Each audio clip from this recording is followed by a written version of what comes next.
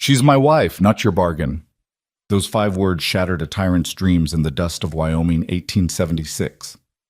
Eleanor Price stood on an altar built for betrayal, a deed in one hand and desperation in the other, until a dusty cowboy rode into her nightmare with a wedding ring and a loaded revolver.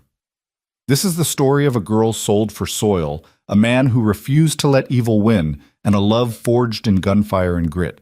Stay until the end, and comment your city below so I can see how far this story travels across the world. The Wyoming wind had teeth that October morning, sharp enough to cut through Eleanor Price's worn wool shawl as she stood on the porch of her father's ranch house. Her ranch house now, though the ink on William Price's death certificate had barely dried. The sprawling valley before her should have felt like freedom. Instead, it felt like a noose tightening around her throat.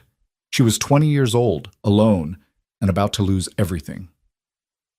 The horses came at dawn, 6 of them, kicking up dust devils that swirled like angry ghosts across the dried prairie grass. Eleanor's fingers tightened around the porch railing, her knuckles going white as the riders approached. She didn't need to see the lead rider's face to know who it was. Silas Blackwell always announced himself like a plague, slowly, inevitably, with the promise of suffering in his wake. "Miss Price." Blackwell's voice was smooth as whiskey and twice as poisonous as he dismounted, his boots hitting the packed earth with the weight of a man who'd never been told no in his entire life. He was 50, if he was a day, with silver threading through his dark hair and a smile that never quite reached his eyes. His suit was tailored, his gloves were leather, and his intentions were written plain as day across his weathered face. Behind him, 5 men sat astride their horses, hired guns with dead eyes and quick hands. They weren't cowboys. They were predators in human skin, and Eleanor knew exactly why they were here. "Mr. Blackwell." She kept her voice steady, though her heart hammered against her ribs like a trapped bird. "I wasn't expecting company this morning." "No?" He tilted his head, that reptilian smile widening. "That's peculiar, Miss Price. I sent word 3 days ago that I'd be coming to collect." "Collect?" The word tasted like ash in her mouth. "Your father's debt." Blackwell reached into his coat and withdrew a folded piece of parchment, yellowed and official-looking. Signed and witnessed. William Price owed me $12,000, money I lent him to keep this ranch afloat after the drought of '74. The agreement was clear. If he couldn't repay by the 1st of October, 1876, the land would transfer to me. Eleanor's stomach turned to ice. "My father never mentioned any debt." "Your father was a proud man." Blackwell climbed the porch steps uninvited, and Eleanor found herself backing toward the door despite her determination to stand her ground. Pride makes men do foolish things, like borrowing money they can't repay, like dying and leaving their only daughter to clean up the mess.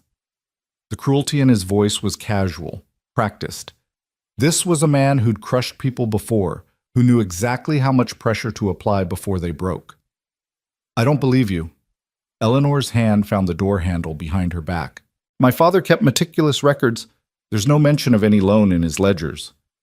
"Then perhaps you should look more carefully." Blackwell unfolded the document and held it up, close enough that Eleanor could see her father's name scrawled at the bottom in what looked like his handwriting, but something about it made her skin crawl. The letters were too careful, too deliberate. Her father's hand had been steady but quick, shaped by years of riding in moving wagons and on horseback. This signature looked like someone had traced it slowly, painstakingly. "This is a forgery," she breathed. Blackwell's smile didn't waver. "That's a serious accusation, Miss Price. One you'd need proof to substantiate." "Do you have proof?" She didn't. That was the hell of it. Her father's papers were in order, his accounts balanced to the penny, but there was no proof of what wasn't there. No way to prove a document was fake without evidence of the real transaction it was meant to replace. "I didn't think so." Blackwell folded the paper and tucked it back inside his coat. "Which brings me to why I'm here. The debt is due. The land is forfeit. However," he paused, letting the word hang between them like a dangling rope. "I'm a reasonable man. I'm prepared to offer you an alternative arrangement." Eleanor's blood ran cold. She knew what was coming. She'd known since the moment she'd seen him riding up with his vultures in tow. "Marry me," 2 words. Simple. Devastating. Marry you, Eleanor repeated, her voice hollow. At sundown tomorrow. Blackwell's gloved hand rested on the porch railing, possessive, as if he already owned everything his fingers touched. A simple ceremony. The preacher's already been paid. Your father's debt will be forgiven. The land will remain in your name, technically. Of course, as your husband, I'll manage the property. Make the decisions. You'll want for nothing, Eleanor. You'll have security, protection, a name that means something in this territory. And if I refuse? His smile finally faded. Then my men will escort you off this property by noon tomorrow. The land transfers to me, the house becomes mine, and you'll leave with nothing but the clothes on your back. Winter's coming, Miss Price. A young woman alone, with no family, no money, no prospects. He let the implication twist in the air like smoke. Well, I imagine that would be a very difficult winter indeed. Eleanor's vision blurred at the edges. This couldn't be happening. Her father had built this ranch from nothing, had poured his blood and sweat and soul into every fence post, every acre, every dawn breaking over the mountains. This land was his legacy. It was all she had left of him, and this monster wanted to take it by buying her like livestock. I need time to think, she managed. You have until sundown tomorrow. That's all the time you need. Blackwell tipped his hat, a mockery of courtesy. My men will remain nearby to ensure you don't do anything foolish, like trying to run or seeking help from the marshal. His eyes hardened. Marshal Boone is a good friend of mine, Miss Price. Very good friends. He won't interfere in a private business matter between gentleman and lady. The threat was clear. She was alone, trapped. And tomorrow she would become Mrs. Silas Blackwell, or she would become nothing at all. Blackwell descended the steps and mounted his horse with practiced ease. I'll see you at the altar, my dear. Wear something pretty. The riders turned as one and galloped away, leaving Eleanor standing on the porch of the house that would soon belong to a man she despised. The dust settled slowly, coating everything in a fine gray powder that tasted like defeat. She didn't cry. Not yet. Crying was a luxury she couldn't afford. Instead, Eleanor turned and walked inside, closing the door behind her with a soft click that sounded like a cell door locking. The house felt different now, smaller, darker, as if Blackwell's presence had poisoned the very air. She moved through the parlor like a ghost, her hands trailing over the furniture her father had built, the curtains her mother had sewn before the fever took her 8 years ago. Everything here was memory. Everything here was love. And by tomorrow night, it would all belong to a monster. Eleanor sank into her father's chair by the fireplace, the leather still holding the shape of his body, and finally allowed herself to look at the truth square in the face. She had no options. No money to hire a lawyer, no family to turn to, no way to fight a man with Blackwell's resources and connections. The law was on his side. Power was on his side. She pulled out her father's last letter, the one he'd written 3 days before he died, when he knew the pneumonia would take him. Her fingers traced the familiar scrawl. Eleanor, my girl, you're stronger than you know. When the wolves come, and they will come, remember that strength isn't about fighting every battle. Sometimes it's about knowing when to bend so you don't break. But never, never let them take your soul. The land is yours by right and by blood. Don't let anyone tell you different. Your father, who loves you beyond measure, William Price. Bend so you don't break. But how could she bend without breaking completely? Marriage to Silas Blackwell would be a living death. She'd seen the way he looked at her, the way his eyes catalogued her like property. He didn't want a wife. He wanted an acquisition, another trophy to hang on his wall next to all the other things he'd stolen or bought or destroyed. The fire had burned down to embers. Eleanor fed it fresh logs, watching the flames catch and grow, and wondered if her father had known this was coming. If he'd suspected Blackwell would make his move the moment William was in the ground. Probably, she thought bitterly. Her father had always said Blackwell was a snake who smiled while he struck. The afternoon dragged into evening. Eleanor tried to eat but couldn't stomach more than a few bites of bread. She tried to sleep but lay awake staring at the ceiling, listening to the wind howl around the eaves like mourners at a funeral. Her funeral. That's what tomorrow would be. Around midnight, she finally drifted into an uneasy doze, her dreams full of dark figures and signatures written in blood. and woke to the sound of someone knocking on her door. Eleanor sat bolt upright, her heart pounding. The knocking came again, soft but insistent. Not Blackwell. He would have pounded like he owned the place. Not his men. They would have just kicked the door in. This was something different. She grabbed the rifle her father kept beside the fireplace and moved to the door, her bare feet silent on the wooden floor. "Who's there?" "Jack Rowan. Miss Eleanor." The voice was low, rough-edged with exhaustion. "Your father's friend. I heard what Blackwell's planning. I need to talk to you." Jack Rowan. The name stirred memories. A young cowboy her father had hired 5 years ago. A drifter with a quick smile and honest eyes who'd worked the ranch for 2 seasons before moving on. Her father had spoken highly of him, had said Jack was the kind of man you wanted at your back when trouble came calling. Eleanor cracked the door open, the rifle still in her hands, and found herself looking at a man who'd aged since she'd last seen him. He was maybe 25, with sun-weathered skin and dark hair that needed cutting.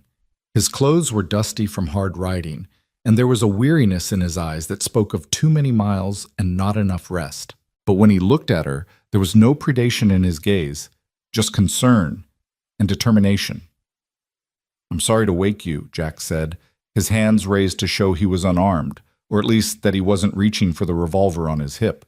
"But I rode 2 days straight when I heard what was happening. Can I come in?" Eleanor studied him for a long moment, weighing trust against desperation. Then she stepped back and opened the door.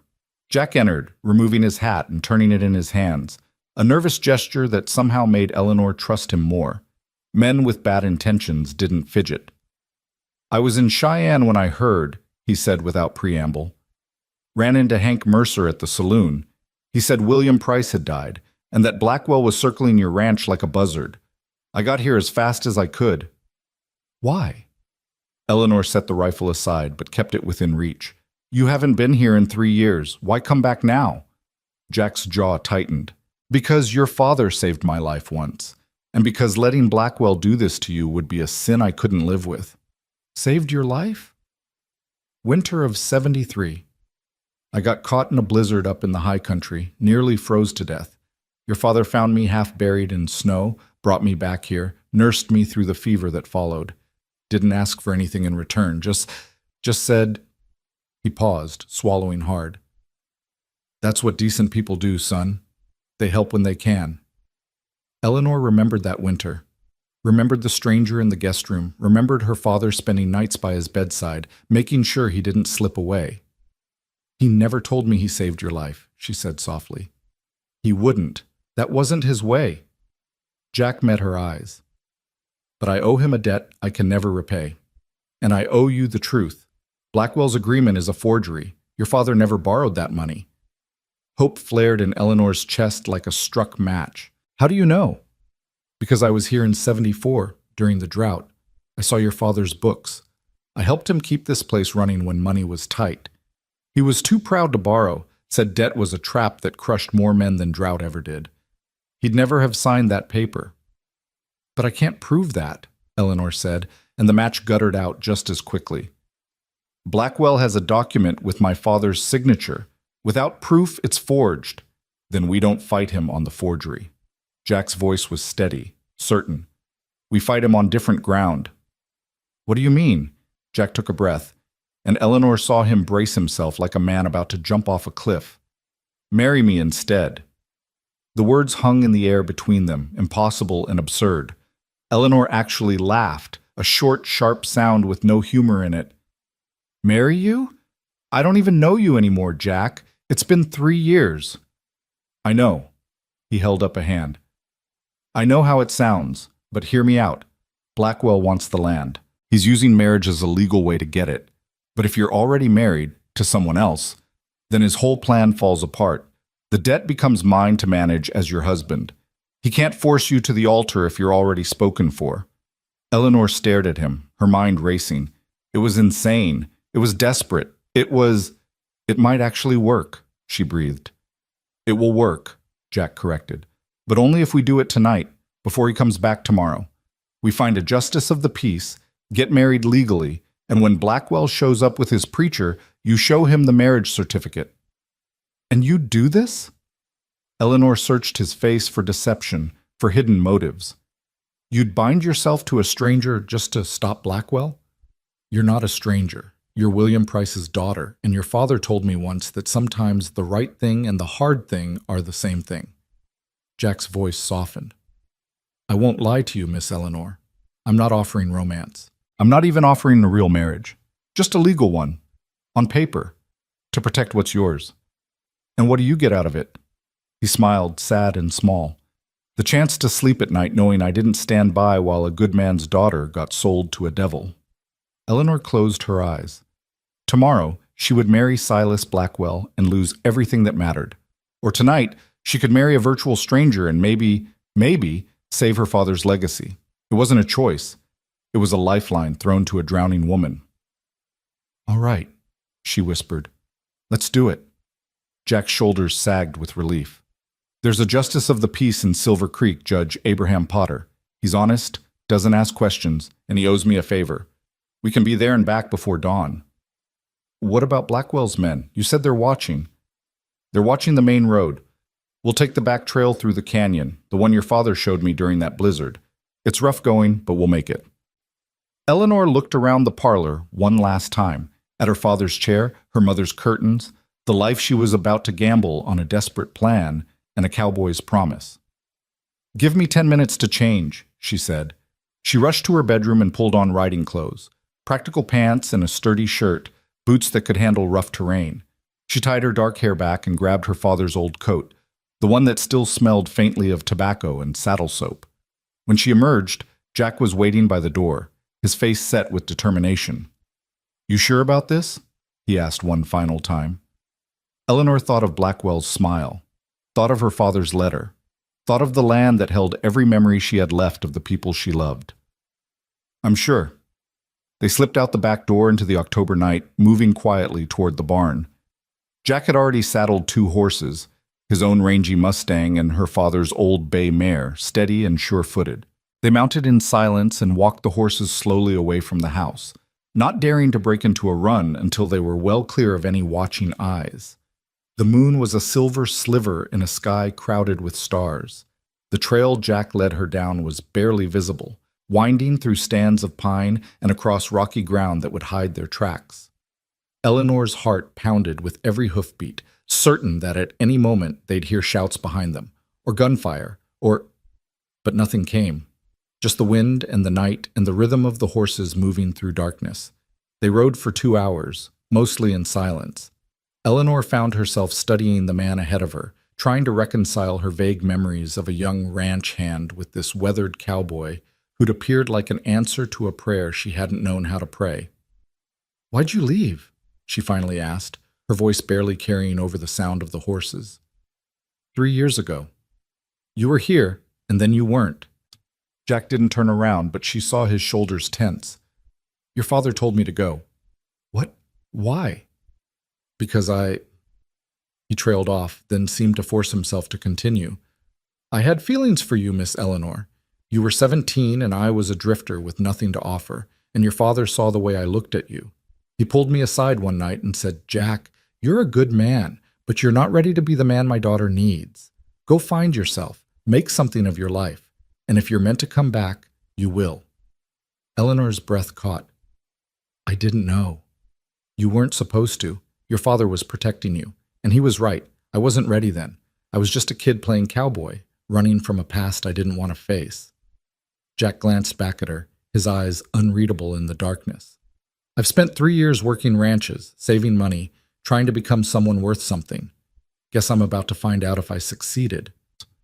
Before Eleanor could respond, the lights of Silver Creek appeared ahead, a scatter of yellow windows in the darkness, a town that never quite slept because the saloons stayed open and the miners worked all hours. They rode down the main street, ignoring the curious stares from the few people still out at this late hour, and stopped in front of a modest house with a sign that read, Judge Abraham Potter, Justice of the Peace. Jack dismounted and helped Eleanor down, his hands steady on her waist. For just a moment, they stood close enough that she could feel the warmth radiating from him, could see the determination written in every line of his face. Last chance to change your mind, he murmured. Eleanor squared her shoulders. Let's get married. Jack knocked on the door, 3 sharp raps that echoed in the quiet street.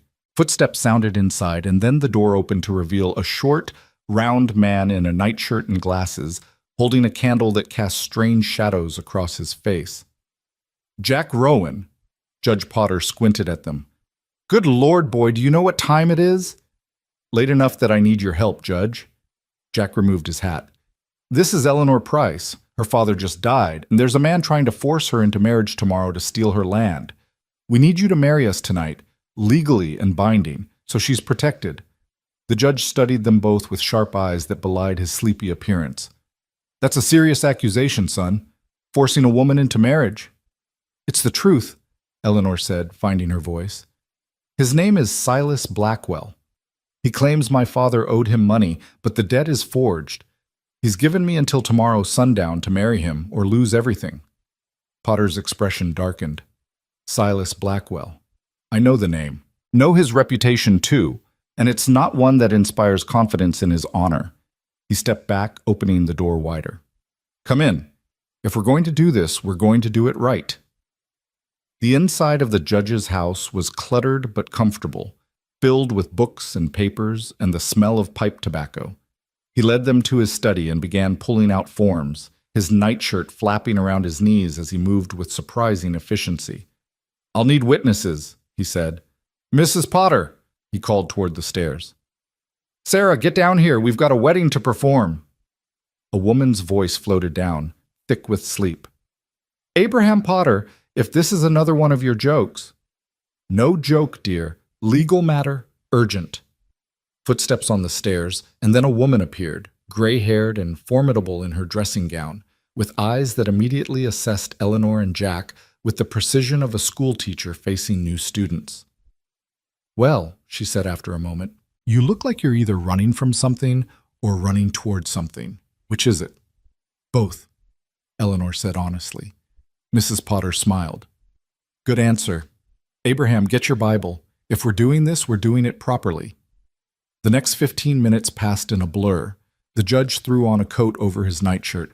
Mrs. Potter lit candles around the study until the room glowed with warm light, and somewhere in the chaos, Eleanor found herself standing next to Jack in front of a makeshift altar, really just the judge's desk cleared of papers.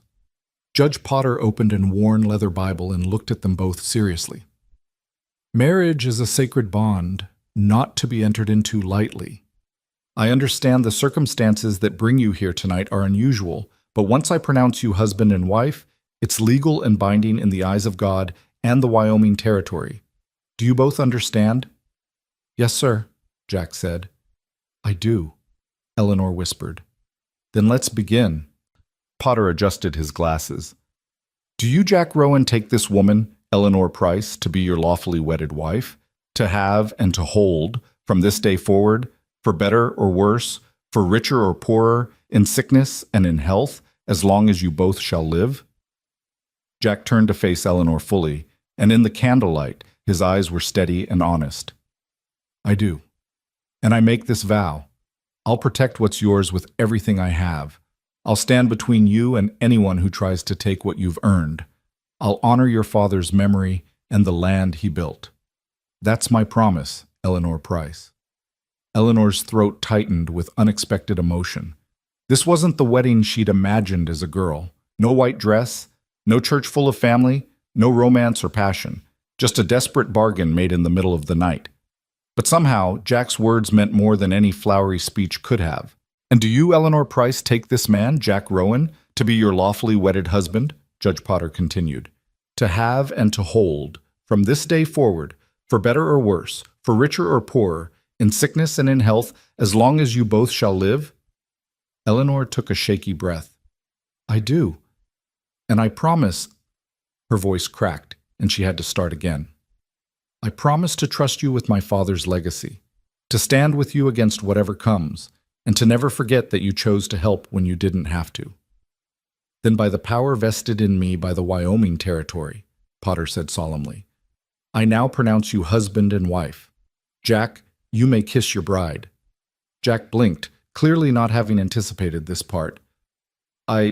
Is that necessary for the legal? It's traditional, Mrs. Potter said with a small smile. but not required. Eleanor and Jack looked at each other awkwardly. Then, in a moment of impulse she'd question later, Eleanor rose on her toes and pressed a quick, chaste kiss to his cheek. "Thank you," she whispered, for his ears only. His hand found hers and squeezed once, gently. "We're going to beat him, Eleanor. I swear it." Judge Potter had them sign the marriage certificate, Eleanor Price and Jack Rowan, witnessed by Abraham Potter and Sarah Potter, dated October 10, 1876, at 1:30 in the morning. The judge used his official seal, stamped the document twice, and handed them a copy. "Keep this safe," he said, "and if Blackwell gives you trouble, you send for me. I'll testify to the validity of this marriage in any court in the territory." "Thank you, Judge." Jack shook his hand. "I won't forget this." "See that you don't." Potter's expression turned serious. "And Jack, you've taken on more than legal papers tonight. That woman is your responsibility now. Don't make me regret helping you." "I won't, sir." They left the judge's house as husband and wife, the marriage certificate tucked safely in Jack's coat pocket. The moon had set, and the sky was beginning to lighten in the east, dawn approaching faster than Eleanor would have liked. They mounted their horses and began the ride back, and this time Eleanor rode beside Jack instead of behind him. Partners now, legally bound, facing an uncertain future together. "What happens when we get back?" she asked as they climbed back into the hills. "We wait for Blackwell to show up with his preacher," Jack said, "and then we show him the marriage certificate and tell him the wedding's off. He won't take it well." "No, he won't." Jack's hand drifted to the revolver at his hip. "Which is why I'm going to be right next to you when we tell him. Let him try something, please. I'd love an excuse." There was steel in his voice that hadn't been there before, and Eleanor realized that Jack Rowan might look like a cowboy, but he was something more, something harder and more dangerous than she'd given him credit for. They made it back to the ranch just as the sun broke over the mountains, painting the valley in shades of gold and amber. Eleanor's home had never looked more beautiful or more worth fighting for. They put the horses in the barn and walked to the house together. At the door, Jack paused. "You should try to get some rest," he said. "It's going to be a long day." "Where will you sleep?" "I'll keep watch. Make sure Blackwell's men don't try anything before sundown." Eleanor wanted to argue, but exhaustion was pulling at her bones. She nodded and turned to go inside, then stopped. "Jack?" "Yeah?" "Why did you really come back? The truth." He was quiet for a long moment, his eyes on the rising sun. "Because 3 years ago, your father told me that a man's worth isn't measured by what he has, but by what he's willing to sacrifice for what's right. I've been trying to become that man ever since, and when I heard what was happening to you..." He finally looked at her. "I guess I wanted to find out if I'd succeeded." Eleanor felt something shift in her chest. Not quite trust. Not yet love, but the beginning of something that might become either or both given time. "For what it's worth," she said softly, "I think my father would be proud of you." Jack's expression flickered. Surprise, gratitude, determination. "Then let's make sure we don't let him down." Eleanor went inside and collapsed on her bed, still fully dressed, the marriage certificate crinkling in her pocket. She closed her eyes, expecting nightmares of Blackwell, and guns and loss. But instead she dreamed of her father standing in a field of wheat, smiling at her across the distance. And beside him, barely visible in the golden light, stood a young cowboy with honest eyes and a promise to keep. When Eleanor woke, the sun was high and the house was filled with the smell of coffee. She stumbled to the kitchen and found Jack at the stove, cooking bacon and eggs with the ease of a man who'd spent years fending for himself on the trail. "Afternoon," he said with a small smile. "Figured you'd need your strength." "What time is it?" "Near about 3 o'clock. Blackwell will be here in a few hours." Eleanor's stomach churned, but she forced herself to eat. Jack was right. She needed her strength for what was coming. They didn't talk much as they ate, but the silence was companionable rather than awkward. Jack cleaned up while Eleanor changed into her mother's best dress, dark blue with ivory lace, the one she'd worn to church before the fever took her. It felt like armor now, a reminder that she came from strong women who didn't break easily. When she emerged, Jack had changed too, into clean clothes, his dark hair combed back, his gun belt buckled around his hips. He looked every inch the cowboy, but there was something else in his bearing now. Authority, purpose. "You ready for this?" he asked. "No," Eleanor admitted. "But I'm doing it anyway." They walked out to the porch together and waited. The sun crawled across the sky with agonizing slowness, shadows lengthening across the valley as the afternoon wore on toward evening. And then, precisely at sundown, the horses came. Blackwell rode at the head of his men, and behind them came a buggy carrying an elderly preacher who looked deeply uncomfortable with the whole situation. The little procession stopped in front of the house, and Blackwell dismounted with the confidence of a man who'd already won. "Miss Price," he said, removing his hat in a mockery of respect, "I trust you've had time to consider your position. Are you ready to become Mrs. Blackwell?" Eleanor stepped forward, and Jack moved with her. Not in front of her, not behind her, but beside her, a united front. "There won't be a wedding today, Mr. Blackwell," Eleanor said, her voice carrying clear across the yard. "There already was one." Blackwell's smile faltered. "I beg your pardon?" "I said there was already a wedding." Eleanor held up her left hand where a simple gold band now circled her ring finger, one of Jack's own rings, hastily resized that afternoon with pliers and patience. "Last night, I married Jack Rowan, which means your agreement is void." For 3 long heartbeats, Blackwell didn't move. Then his face went through a series of transformations: confusion, disbelief, and finally, rage. "You married a drifter?"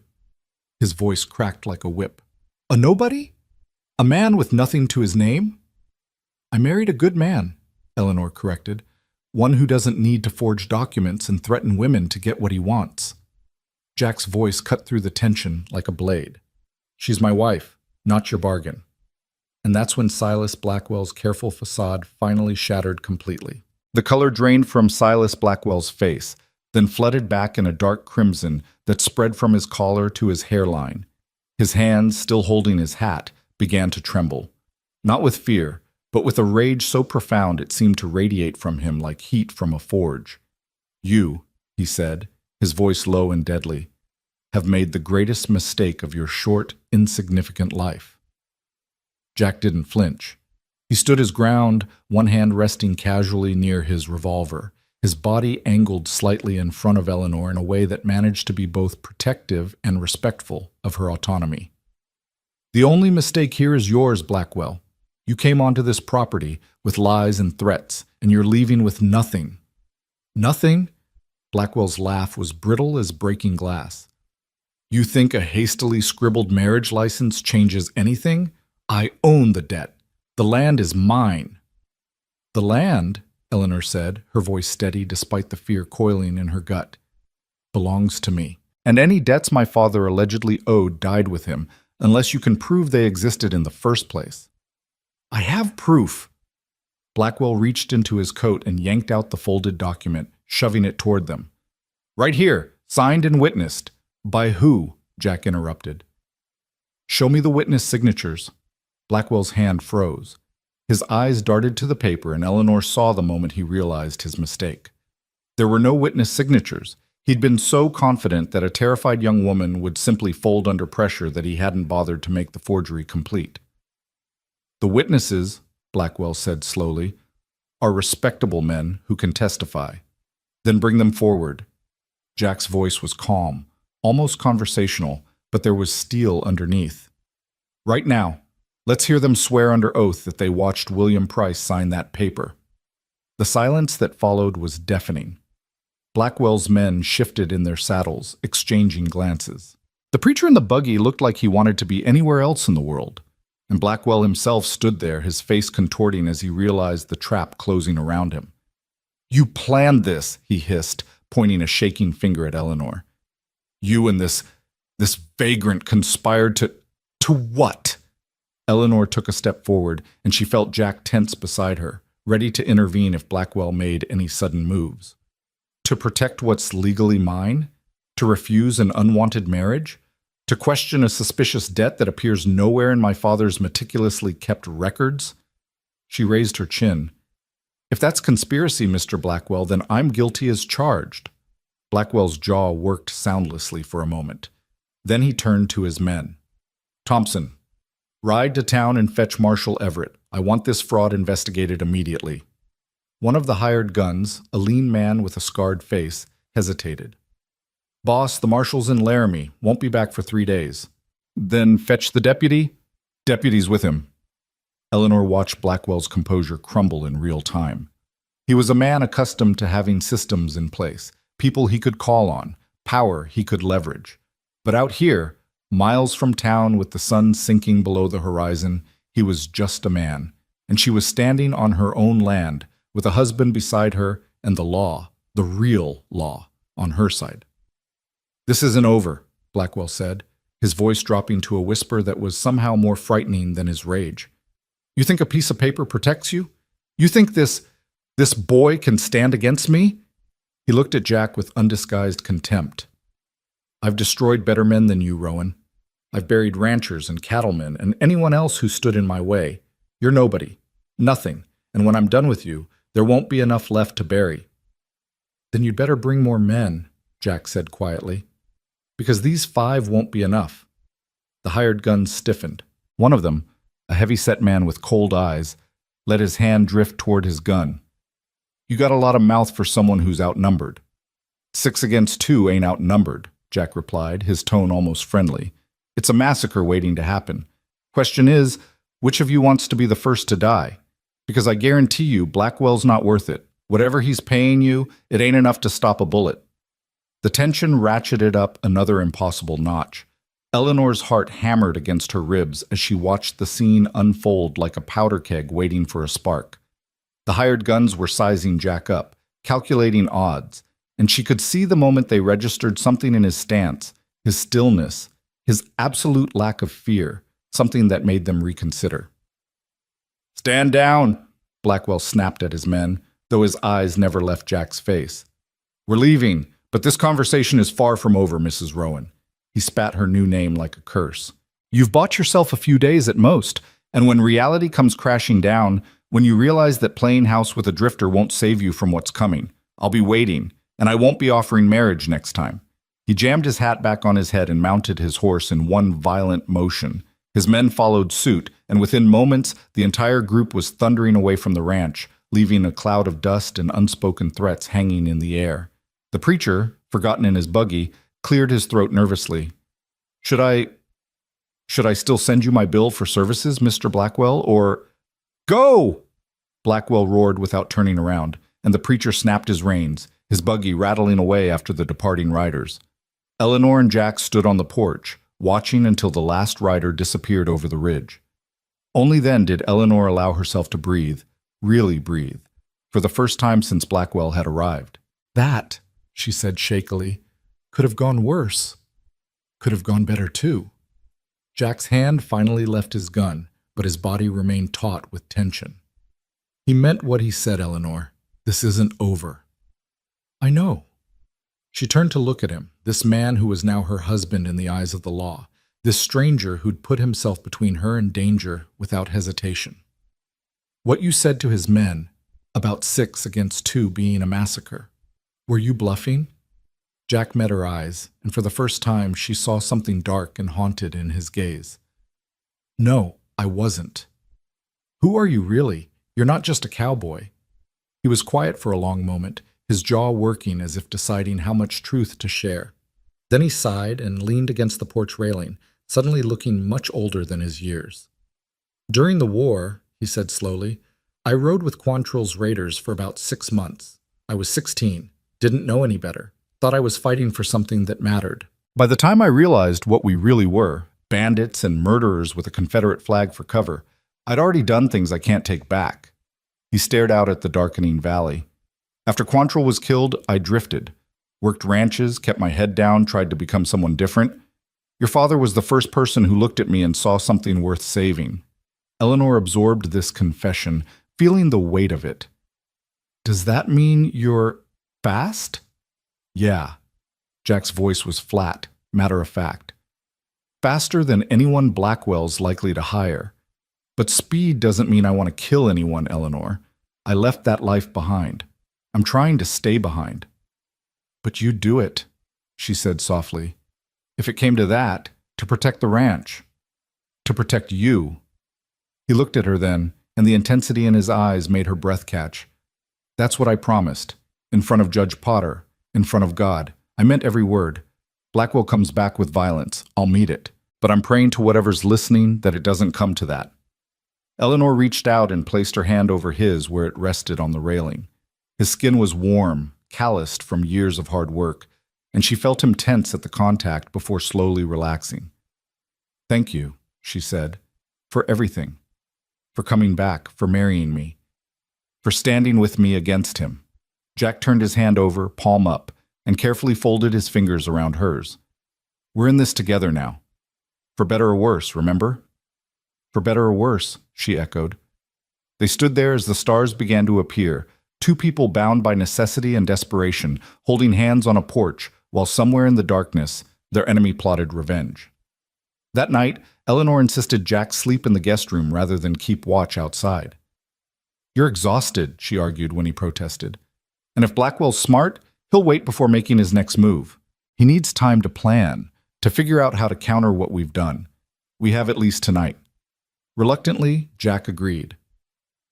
Eleanor showed him to the small room where her father had nursed him back to health 3 years ago, providing clean blankets and a basin of water for washing. The door locks from the inside, she said, lingering in the doorway. And my room's just down the hall if you need anything. Eleanor, Jack caught her wrist gently as she turned to leave. Are you all right? Really? She considered lying, putting on a brave face, but something about the genuine concern in his voice made her tell the truth. I'm terrified, she admitted, not just of Blackwell, but of everything. This marriage, this situation, the fact that I'm gambling my entire future on a plan that might fall apart at any moment. I keep thinking about what happens if this doesn't work. If Blackwell finds a way around the marriage, or bribes the right people, or just... She trailed off, unable to voice the darker possibilities. Then we fight harder, Jack said simply. We find another way. We don't give up. He squeezed her wrist once, gently, then released her. Your father didn't raise a quitter, Eleanor, and I didn't marry one either. Despite everything, she smiled. Good night, Jack. Good night, Mrs. Rowan. The name still felt strange, foreign, but Eleanor found herself not entirely hating the sound of it. She retreated to her own room and changed into her nightgown, then sat at her father's desk and pulled out his ledgers. If Blackwell's document was a forgery, and she was certain it was, then the proof had to be somewhere in these pages. Her father had documented every transaction, every expense, every cent that came in or went out. If he'd borrowed $12,000, it would be recorded. She spent hours combing through the neat columns of numbers, tracing expenses back through the drought years, looking for anything that might explain where Blackwell's fictional debt had come from. And slowly, a pattern began to emerge. In the summer of 1874, during the worst of the drought, her father had sold off nearly half his cattle at rock-bottom prices. The money had kept the ranch running, but barely. Then, in September of that year, there was a notation. Sale of North grazing rights to SB 800. Eleanor's blood ran cold. SB Silas Blackwell. She flipped forward through the pages, and there it was again. Renewal of grazing rights lease, 800, September 1875. Her father hadn't borrowed money from Blackwell. He'd leased grazing rights on the northern section of the property, the rocky, less desirable land that wasn't good for much except letting cattle roam. A simple business arrangement, fully paid, with no debt attached. But it gave Blackwell something. A connection to the property. A paper trail that could be twisted and manipulated. With the right forgery, he could transform a grazing lease into a loan, transform $800 into $12,000, transform a legal business arrangement into a weapon. Eleanor's hands shook as she realized the depth of Blackwell's deception. He hadn't just forged a random debt. He'd built his lie on a foundation of truth, making it that much harder to disprove. She needed more evidence, something concrete that would prove the debt was false. The answer came to her suddenly. Her father's bank records. William Price had banked at Cheyenne Trust and Loan, and they would have documentation of every deposit and withdrawal. If her father had borrowed $12,000, it would show up there. And if it didn't, Eleanor made a note to wire the bank first thing in the morning. It would take time to get a response, but it was evidence Blackwell couldn't forge or manipulate. Bank records were sacrosanct, witnessed and verified. She fell asleep at the desk, her head pillowed on her father's ledgers, dreaming of numbers and signatures and justice. Morning came too early. Eleanor woke to the sound of roosters and the smell of coffee, again, and found Jack already up, dressed, and cooking breakfast. "Don't you ever sleep?" she asked, rubbing her eyes. "Habit from the trail, sun's up, I'm up." He slid a plate of eggs and toast in front of her. "You were up late. Find anything useful?" Eleanor told him about the grazing lease, about her theory of how Blackwell had twisted a legitimate transaction into a fraudulent debt. Jack listened intently, his expression growing darker as she spoke. "So he used your father's honesty against him," he said when she finished. "Built a lie on top of a truth." "Exactly. Which means we need bank records to prove the loan never existed. I want to send a wire to Cheyenne this morning, request copies of my father's account history." "Good idea. I'll ride with you into town." "You don't have to." "Yes, I do." Jack's voice was firm. "Blackwell knows where we live, but he doesn't know what we're planning next. If he's got men watching, I want them to see we're not hiding, we're not scared, and you're not alone." They rode into Silver Creek together, side by side on the same trail they'd traveled 2 nights before as strangers. Now Eleanor was hyper-aware of Jack's presence beside her, the easy way he sat his horse, the constant scanning of the horizon, the way his hand never strayed far from his gun. "You're expecting trouble," she observed. "I'm expecting Blackwell to be watching. Whether that translates to trouble depends on how stupid his men are feeling today." They reached town without incident, though Eleanor noticed the stares they drew from passers-by. News traveled fast in small communities, and by now, everyone probably knew that William Price's daughter had married a stranger in the middle of the night to avoid Silas Blackwell's machinations. The telegraph office was a cramped building that smelled of dust and metal. The operator, a wizened old man named Thaddeus, peered at them over wire-rimmed spectacles as they entered. "Mrs. Price, or should I say, Mrs. Rowan, now." His voice was creaky but kind. "Heard you got yourself hitched. Congratulations, I suppose." "Thank you, Thaddeus." Eleanor pulled out the message she'd written that morning. "I need to send this to Cheyenne Trust and Loan. It's urgent." Thaddeus read the message, his eyebrows rising. "Requesting account records? That'll take a few days at least, maybe a week. How much to market priority? Double rate. Done." Eleanor counted out the coins from her small purse. Thaddeus began tapping out the message, the clicking of the telegraph key filling the small space. Jack stood by the window, watching the street with the stillness of a man who'd learned patience in dangerous places. "Sent," Thaddeus said finally. "They'll wire back confirmation when they receive it. Check back tomorrow afternoon." As they left the telegraph office, a voice called out from across the street. "Well, well, if it ain't the blushing bride." Eleanor's stomach sank. 3 of Blackwell's men were standing outside the saloon, the same ones who'd been at the ranch yesterday. The one who'd spoken was Thompson, the lean man with the scarred face. "Keep walking," Jack murmured, his hand drifting toward his gun. But Thompson and his companions were already crossing the street, spreading out to block their path. People on the boardwalk scattered, sensing violence in the air. "Heard you two had quite the romantic wedding," Thompson continued, his voice dripping with mock sweetness. "Middle of the night, no guests, no celebration, almost like you were trying to hide something." "Almost like it's none of your business," Jack replied evenly. "See, that's where you're wrong, friend." Thompson stopped about 10 feet away, his thumbs hooked in his belt. "Mr. Blackwell makes it my business to keep an eye on you two. Make sure you don't do anything foolish, like sending telegrams." One of the other men, the heavyset one from yesterday, grinned nastily. "Who you wiring, Mrs. Rowan? Lawyers? More family? Someone you think can help you?" Eleanor's blood ran cold. They'd been watching, waiting. "Last I checked," Jack said, his voice dropping to a dangerous quiet. "Sending telegrams wasn't illegal in Wyoming territory." "No, but fraud is." Thompson took a step closer. "Entering into a sham marriage to avoid legitimate debts, that's fraud. Mr. Blackwell's got lawyers looking into it right now. Could be you two are looking at jail time. Then let his lawyers come talk to us. Jack's hand now rested openly on his revolver. But you three? You're just hired muscle, and you're in our way. The street had gone silent.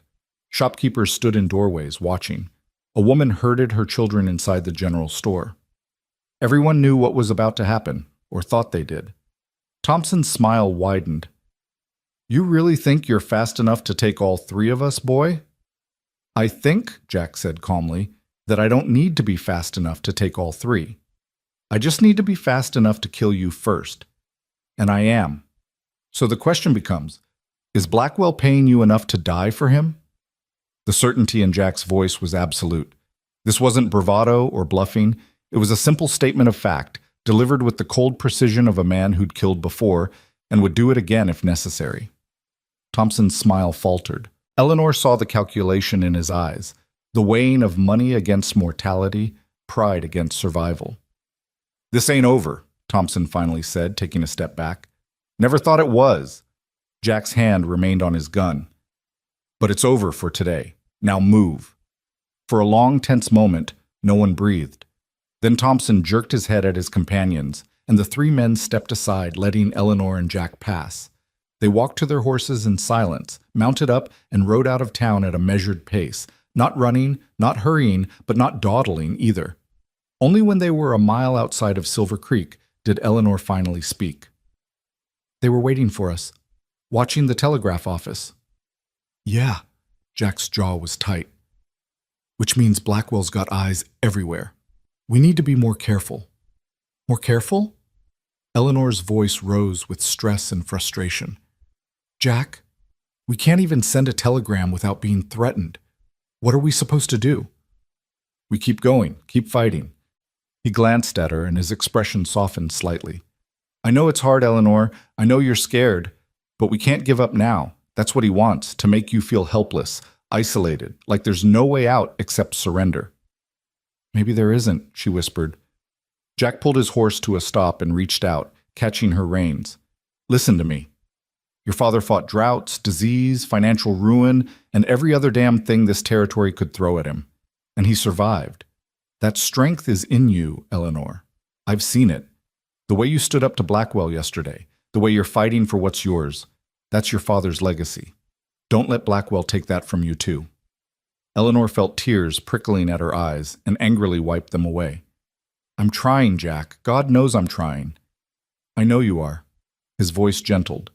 And you're not doing it alone. That's why I'm here. That's what the marriage means beyond the legal protection. You have someone at your back now, someone who won't run when things get hard. Promise? The word came out smaller than she'd intended. Promise.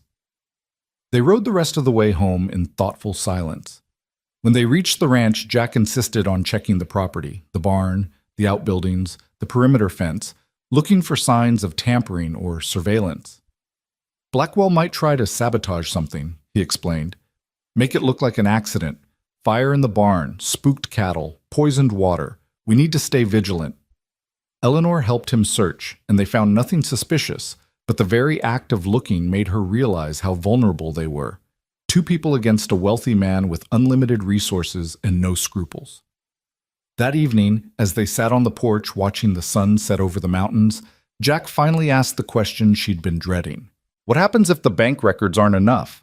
If Blackwell's paid off the right people or found some other way to make his story stick? Eleanor had been thinking about that all day. Then we need something bigger, something he can't bribe or manipulate his way out of. Like what? She took a deep breath. We expose him publicly. Show everyone in the territory what kind of man he really is. Make it impossible for him to operate in the shadows. That's dangerous, Eleanor. Men like Blackwell, when you back them into a corner, they come out swinging. I know. But what choice do we have? We can't live like this, constantly looking over our shoulders, waiting for him to make his next move. She turned to face Jack. You said your father saved your life once, that you owed him a debt you could never repay. Well, here's how you can pay it. Help me destroy Silas Blackwell. Jack studied her face in the fading light, and something shifted in his expression. Respect, maybe, or recognition. All right, But we do this smart, methodical. We gather evidence, build a case that's airtight, and we find the right person to bring it to. Someone Blackwell doesn't own. Marshall Boone? Maybe. I don't know him well enough to trust him yet. Jack thought for a moment. But Judge Potter might. He performed our marriage. He knows what Blackwell was trying to do. Let's start there. Over the next 3 days, they fell into a routine. Jack maintained the ranch, feeding cattle, mending fences, doing the 1,000 small tasks that kept a property running. Eleanor went through her father's papers with renewed intensity, documenting every interaction with Blackwell, every payment made, every piece of correspondence. And at night, they sat together in the parlor and planned. Jack told her everything he knew about Blackwell's operations, which ranches the man had absorbed, which families he'd driven off their land, which debts were legitimate, and which were manufactured. Eleanor took notes, building a web of connections and victims. If we could find other people he's done this to, she said on the third night, people who'd be willing to testify. They'd have to be brave, Jack interrupted, or desperate. Blackwell's got a long reach and a longer memory. Anyone who speaks against him risks losing everything. Like us. We've already lost everything if this doesn't work. That makes us dangerous. On the fourth day, they rode back to Silver Creek to check for the telegraph response. Thaddeus handed them a thick envelope with a knowing look. From the bank, he said. Came in this morning. Hope it's what you're looking for. Eleanor's hands shook as she opened it. Inside were copies of her father's account records for the years 1873 through 1876, every transaction documented with dates and amounts. She scanned through them right there in the telegraph office, her heart pounding, and there it was. No deposit of $12,000. No series of smaller deposits that could add up to that amount.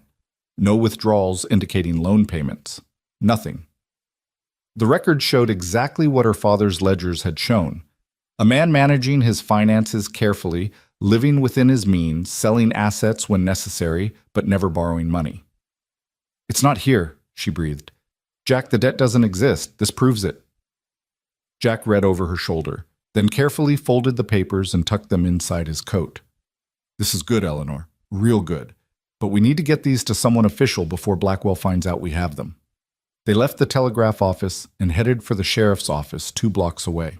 Deputy Marshal Frank Collins was a young man, maybe 30, with an earnest face and a reputation for honesty, but also for being easily intimidated. He listened to their story with growing concern, examining the bank records with careful attention. This is certainly compelling evidence, he said finally. But Mrs. Rowan, I have to be honest with you. Silas Blackwell is a powerful man in this territory. He's got connections in Cheyenne, friends in the territorial government. If you're asking me to arrest him based on these documents, I'm asking you to investigate, Eleanor interrupted, to compare his forged debt agreement with my father's real signature, to question his witnesses, if they even exist. To do your job, Deputy Collins. The deputy flushed. I understand your frustration, ma'am, but I can't just... Can't or won't? Jack's voice was cold. Because it sounds to me like you're more worried about protecting a criminal than serving justice. Now see here. No, you see here. Jack leaned forward, his hands flat on the deputy's desk. That woman's father died protecting that ranch, and now a rich man is trying to steal it out from under her using fraud and intimidation. If you're too scared to stand up to him, fine, but don't pretend it's because you're following procedure. Colin's face went through several shades of red. I'm not scared. Then prove it. Take these documents, open an official investigation, and when Marshal Everett gets back from Laramie, brief him on everything. Let him decide how to proceed. The deputy looked between Jack and Eleanor, clearly torn between duty and self-preservation. Finally, he sighed. All right. I'll open a file, document your complaint, and hold these records as evidence. When the marshal returns, I'll make sure it's the first thing he reviews.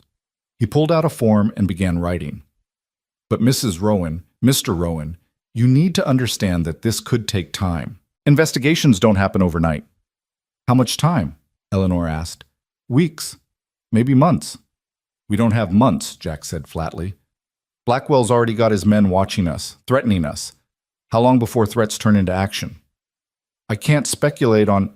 Then give us protection. Deputize some men to watch the ranch. Collins shook his head.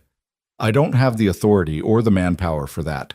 The marshal might, when he returns, but until then, we're on our own. Jack straightened up, his expression disgusted. Come on, Eleanor, we're wasting our time here. They left the sheriff's office with Eleanor feeling more frustrated than ever.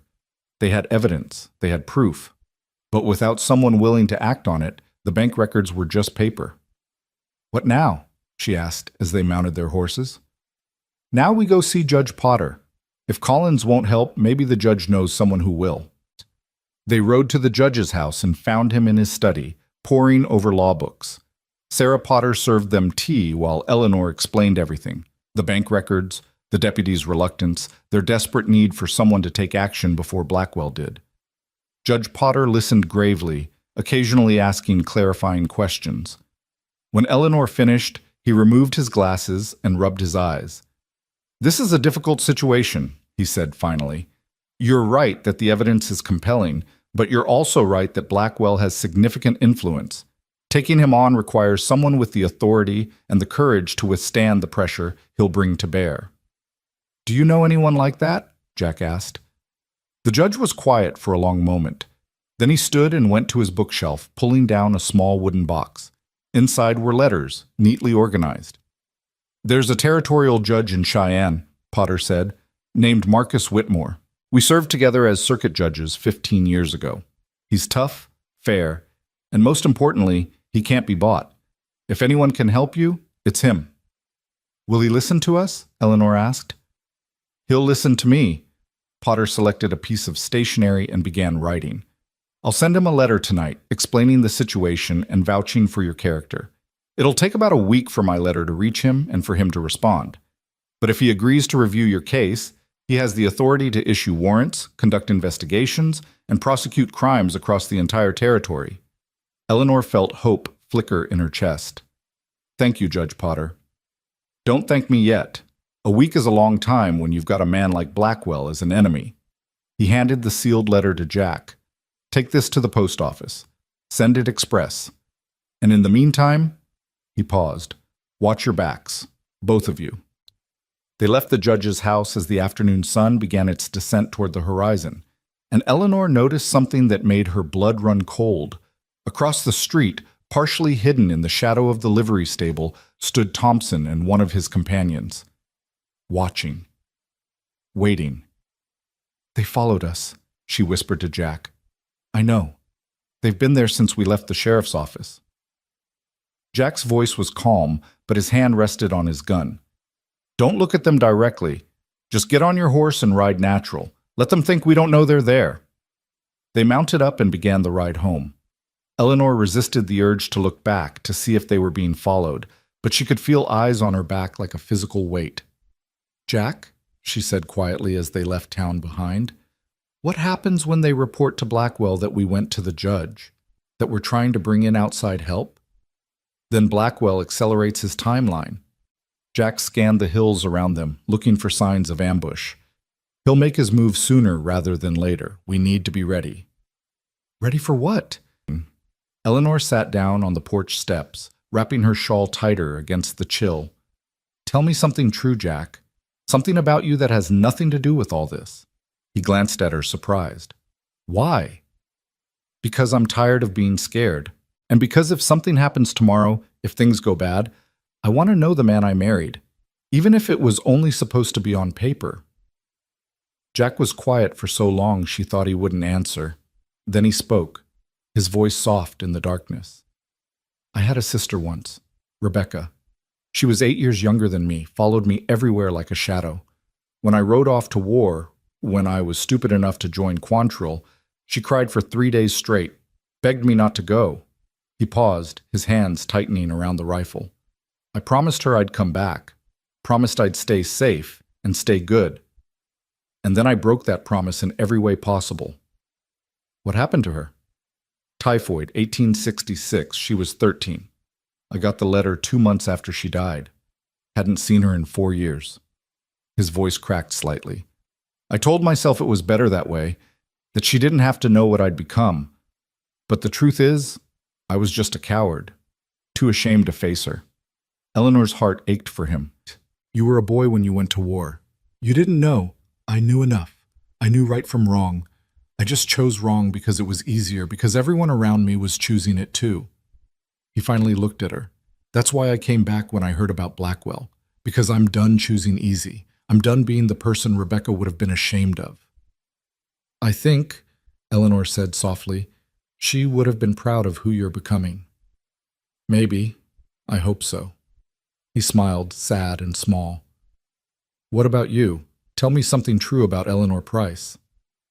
Eleanor Rowan, she corrected gently, and saw surprise flicker across his face. Something true. She thought for a moment. I used to want to leave this place. When I was younger, before my mother died, I dreamed of going east, seeing cities, museums, the ocean. I thought the ranch was boring, that it was holding me back from some great adventure.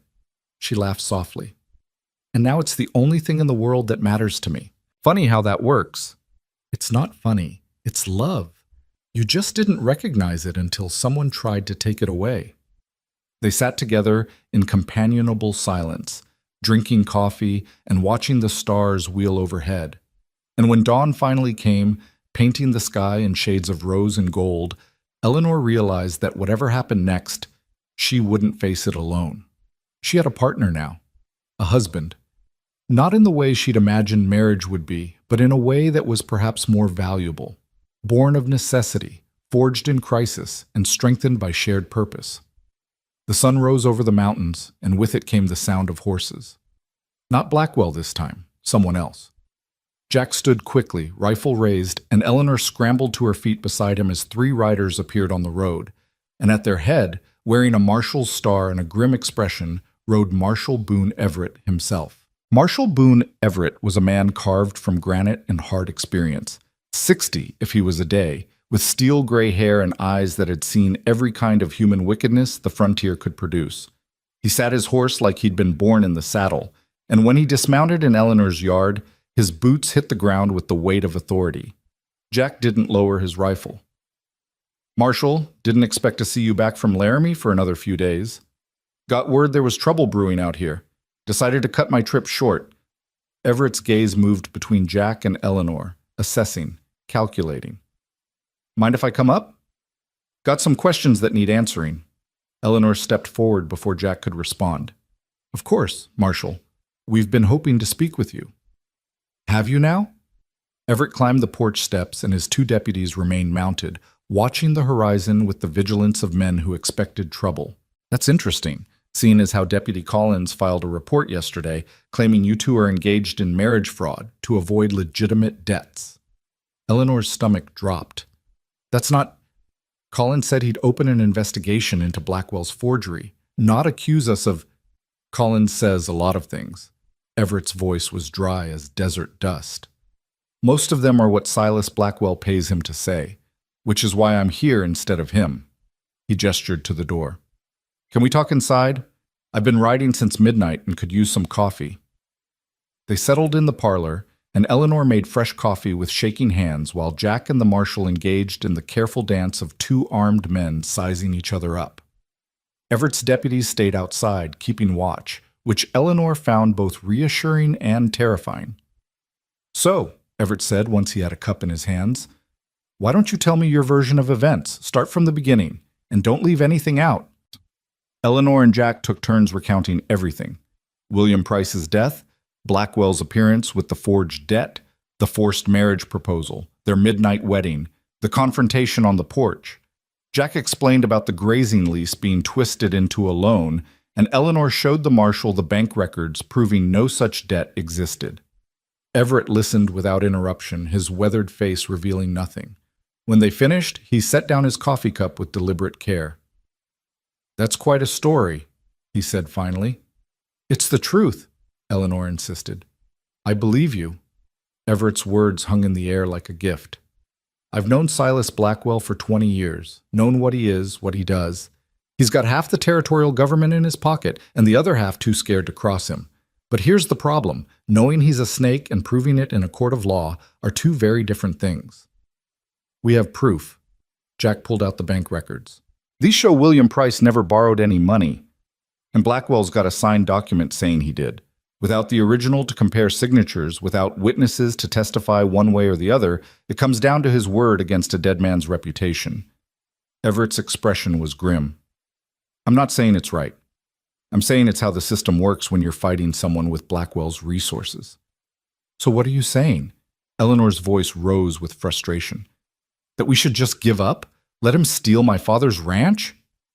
I'm saying you need more than bank records. You need witnesses. You need someone who will testify that Blackwell forged that signature, or that he's done this before to other people, or that he's engaged in a pattern of fraud that can't be dismissed as a simple business dispute. We've been trying to find other victims, Jack said, but everyone's too scared to talk. They've got reason to be.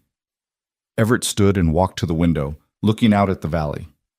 3 years ago, a rancher named Tom Hutchins tried to fight Blackwell in court, claimed Blackwell had stolen water rights through falsified contracts. Hutchins had evidence, had witnesses lined up, everything. The night before the trial, his barn burned down with his prize horses inside. Message received. He dropped the suit and left the territory. Eleanor felt ice spreading through her veins. Are you saying Blackwell's going to burn us out? I'm saying he'll do whatever it takes to win. And right now he thinks you're vulnerable. Young widow, new husband who's barely more than a stranger, no family to back you up. He's probably planning his next move as we speak. Then help us. Eleanor moved to stand beside the marshal. You've got the authority, the badge. Make him answer for what he's done. Everett turned to face her, and for the first time she saw something like respect in his eyes. I can open an official investigation. I can request that a territorial judge review the case. But Mrs. Rowan, you need to understand, this is going to get worse before it gets better. When Blackwell realizes I'm involved, when he figures out you're not going to fold, he's going to escalate, and I can't be here every day to protect you. We don't need protection, Jack said quietly. We need justice. Sometimes you need both. Everett moved back to the table and pulled out a notebook. All right, I'm going to take your formal statements, document everything you've told me, and wire the territorial prosecutor in Cheyenne. I'll also pay a visit to Blackwell. Let him know he's under investigation. That might slow him down. Or it might make him desperate, Jack observed. That too. Everett began writing. Which is why I'm leaving Deputy Warren here with you for the next few days. He'll keep watch, make sure nothing happens while I'm gathering evidence. Eleanor glanced through the window at the younger of the two deputies, a man who looked barely old enough to shave. No offense, Marshal, but one deputy against however many men Blackwell can hire, Warren's a dead shot and meaner than he looks. But you're right, it's not much. That's why I need you both to be smart. Stay on the property. Don't go into town unless absolutely necessary. If Blackwell's men show up, don't engage. Send for me immediately. He looked at Jack. I know your reputation, Rowan. I know what you can do. But killing Blackwell's hired guns won't solve this. It'll just make you a murderer and him a victim. Jack's jaw tightened, but he nodded. Understood. They spent the next 2 hours going over every detail, with Everett taking meticulous notes and occasionally asking pointed questions that revealed just how sharp his mind was beneath that weathered exterior. By the time he finished, the sun was high overhead, and Eleanor was exhausted from reliving the trauma of the past week. One more thing, Everett said as he prepared to leave. This marriage of yours, is it genuine or just a legal maneuver? Eleanor and Jack exchanged glances. The question was more complicated than it seemed. It's legal, Jack said carefully. Witnessed, documented, filed with the territory. That's not what I asked. Everett's eyes were shrewd.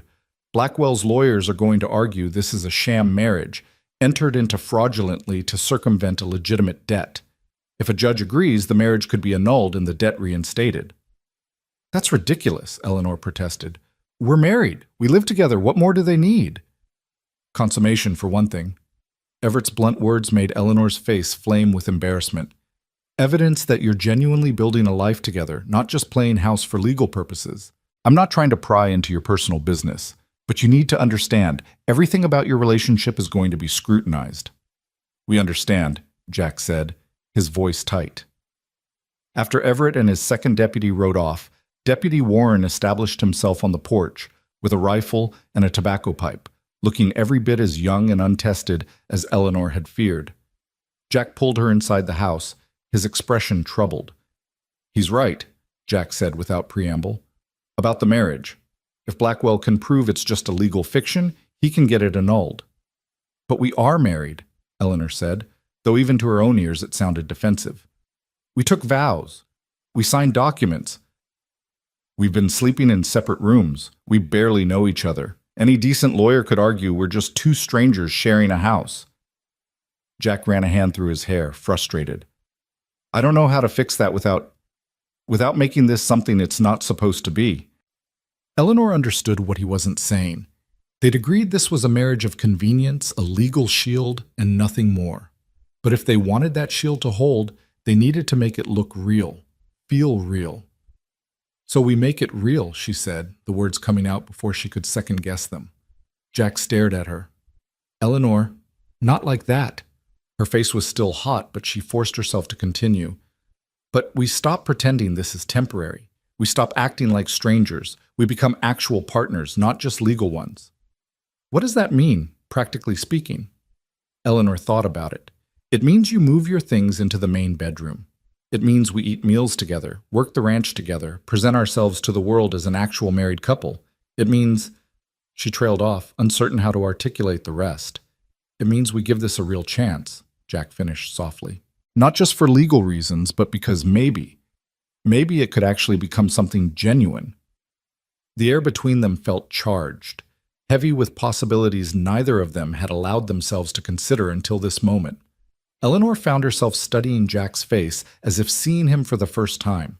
The strong jaw, the honest eyes, the way his whole demeanor radiated quiet strength and determination. "I don't know if I can love you," she said, brutally honest. "I don't know if you can love me. But I think I could respect you, trust you, build something real with you, given time." "That's more than most marriages start with," Jack replied. "My parents barely knew each other on their wedding day. They built love out of partnership and shared purpose." He held out his hand. "So let's try it. For real this time." Eleanor took his hand, feeling the calluses and warmth of it, and shook once. "Partners. Partners." The rest of that day felt strange and momentous in ways Eleanor couldn't quite articulate. Jack moved his belongings into the main bedroom. Not many things, just a bedroll, some clothes, his weapons, and a small tin box containing what he called remembrances, but didn't elaborate on. Eleanor made space in the wardrobe and drawers, and tried not to think too hard about the fact that tonight, for the first time, they'd be sharing a room. Deputy Warren proved to be surprisingly good company despite his youth. Over lunch, he told them stories about Marshall Everett's legendary cases, tracking outlaws through blizzards, bringing down corrupt politicians, facing down lynch mobs with nothing but words and will. "The Marshall's the only truly honest lawman in Wyoming territory," Warren said with undisguised admiration, "which is why Blackwell hates him. Can't be bought, can't be scared, can't be stopped. If anyone can bring Blackwell down, it's him." "Let's hope you're right," Eleanor said. That afternoon, she and Jack worked together to repair a section of fence that had come loose. It was hard, physical labor, digging post holes, stretching wire, hammering stakes, and Eleanor found herself grateful for the distraction. Out here, with the sun on her back and honest work in her hands, it was easier to forget about forged documents and legal threats. Jack worked beside her with efficient grace, and Eleanor noticed how naturally they'd fallen into a rhythm, him holding posts steady while she hammered, her passing him tools before he asked for them, both of them moving in unconscious synchronization. "You're good at this," Jack observed as they stood back to admire their work. "Ranch work, I mean. Most women I've known would consider this beneath them. Most women you've known didn't grow up working alongside their fathers." Eleanor wiped sweat from her brow. "My mother died when I was 12. After that, it was just me and my father. He taught me everything: cattle, horses, fences, books. He never treated me like I was fragile just because I was a girl." "He raised you right." Jack's voice was warm with approval. "You're stronger than Blackwell ever gave you credit for. That's going to be his downfall." They returned to the house as the sun began its descent, tired and dusty but satisfied. Deputy Warren had made stew for dinner, surprisingly good, with tender beef and vegetables from Eleanor's garden, and they ate together on the porch while the deputy regaled them with more stories. As twilight deepened into full dark, Warren retreated to the barn to sleep, insisting that Jack and Eleanor needed privacy. "I'll keep first watch," he said. "If I see anything suspicious, I'll fire a warning shot. Otherwise, try to get some rest. You both look like you need it." Alone in the house, Eleanor and Jack faced the inevitable awkwardness of the sleeping arrangements. Eleanor changed into her nightgown in the small washroom, while Jack prepared for bed in the main bedroom. And when she finally emerged, she found him already lying on the floor beside the bed, wrapped in blankets. "What are you doing?" she asked. "Giving you the bed. I've slept on worse floors." "Jack, that's ridiculous. The bed is big enough for both of us." "Eleanor, we're married. We're supposed to be convincing everyone this is real. How do we do that if you're sleeping on the floor like a kicked dog?" She climbed into bed and patted the other side. "Get up here, and don't argue." Jack hesitated, clearly torn between propriety and practicality. Finally, he stood and climbed into bed, staying so far on his side that he was practically falling off the edge. Eleanor blew out the lamp, plunging the room into darkness broken only by moonlight through the window. The silence stretched between them, heavy with unspoken thoughts. "Jack?" Eleanor's voice was small in the darkness. "Yeah? I'm scared. Of what comes next. Of what Blackwell might do." "I know. I am too." "You are?" She turned her head to look at him, barely able to make out his profile in the dim light. "You never seem scared." "That's because I've learned to hide it. But yeah, I'm scared. Scared I won't be fast enough, smart enough, strong enough to protect you. Scared that I made promises I can't keep." He was quiet for a moment. "Scared that your father trusted me and I'm going to let him down." Eleanor reached across the space between them and found his hand. "You're not going to let anyone down. We're going to win this, Jack. Together." His fingers closed around hers, warm and solid. "Together," he agreed. They fell asleep like that, hands linked across the darkness, two people building something fragile and precious out of necessity and hope. Eleanor woke to gunfire. The crack of Warren's rifle split the night, followed immediately by answering shots and the thunder of hooves. Eleanor scrambled out of bed to find Jack already at the window, his revolver in hand, peering into the darkness. "Stay down," he ordered, his voice sharp with command. "Warren's engaged with someone at the tree line." More gunshots, flashes of muzzle fire illuminating the night in brief, terrible bursts. Eleanor grabbed her father's rifle from the corner and moved to the opposite window, trying to see what they were facing. "How many?" she called to Jack. "At least 4 riders, maybe more." Another volley of shots and something hit the side of the house with a solid thunk. "They're not trying to hit us. They're trying to scare us." "It's working." Eleanor's voice was steadier than she felt. The attack lasted maybe 5 minutes, but felt like hours. Warren held his ground in the barn, his rifle barking steadily, and the attackers seemed content to circle and shoot without actually pressing an assault.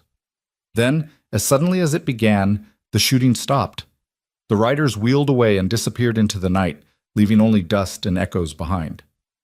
Jack was out the door before Eleanor could stop him, running toward the barn with his gun raised.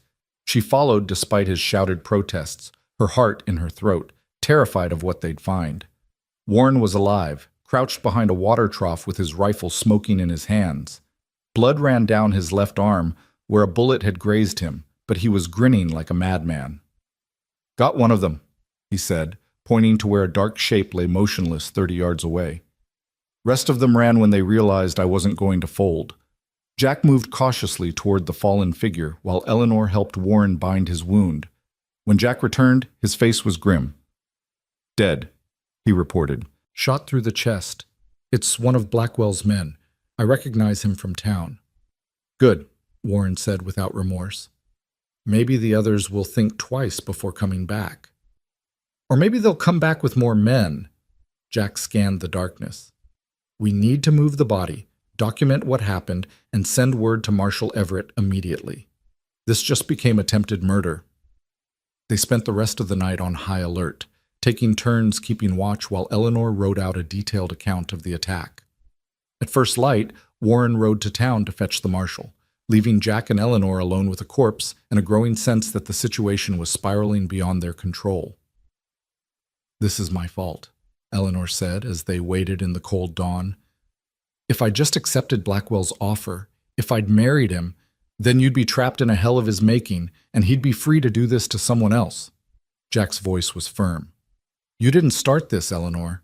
Blackwell did. And he's the one who's going to pay for it." Marshal Everett arrived by mid-morning with 6 deputies, his face like a thundercloud. He examined the body, took statements, and documented everything with the thoroughness of a man building a legal case brick by brick. "This changes everything," he said when he finished. "Attempted murder, assault with deadly weapons. These are territorial crimes. I can arrest Blackwell right now on suspicion of ordering this attack." "Will it stick?" Jack asked. "Not unless the survivors talk, and they won't. Blackwell's too smart to have given direct orders. He'll have used intermediaries, cutouts, layers of deniability."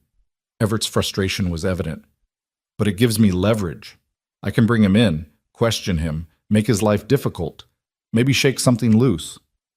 "Or make him more desperate," Eleanor pointed out. "That too." Everett called over 2 of his deputies. "I want round-the-clock protection on this property. 2-man teams, rotating shifts. Nobody gets close without being challenged. And someone ride to Cheyenne. I want Judge Whitmore here within the week if possible. This case needs to move forward fast before more people die." The next few days passed in a strange limbo. Eleanor and Jack maintained the ranch under the watchful eyes of Everett's deputies. While in town, the marshal arrested 3 of Blackwell's known associates on various charges. None of them talked, but the pressure was building. On the 4th day, an unexpected visitor arrived at the ranch, a young man in his 20s, dusty from hard riding, with the nervous energy of someone about to do something dangerous. "My name's Peter Hutchins," he said, standing on the porch with his hat in his hands. "Tom Hutchins was my uncle. I heard what you're doing standing up to Blackwell, and I wanted to tell you, I'll testify, about what he did to my uncle, about the forged contracts and the barn fire and everything." Eleanor felt hope surge in her chest. "You're willing to testify in court?" "If it means bringing that bastard down, yes."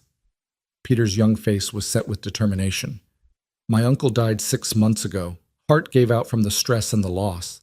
Blackwell killed him as surely as if he'd put a gun to his head. I want justice for him." Jack stepped forward.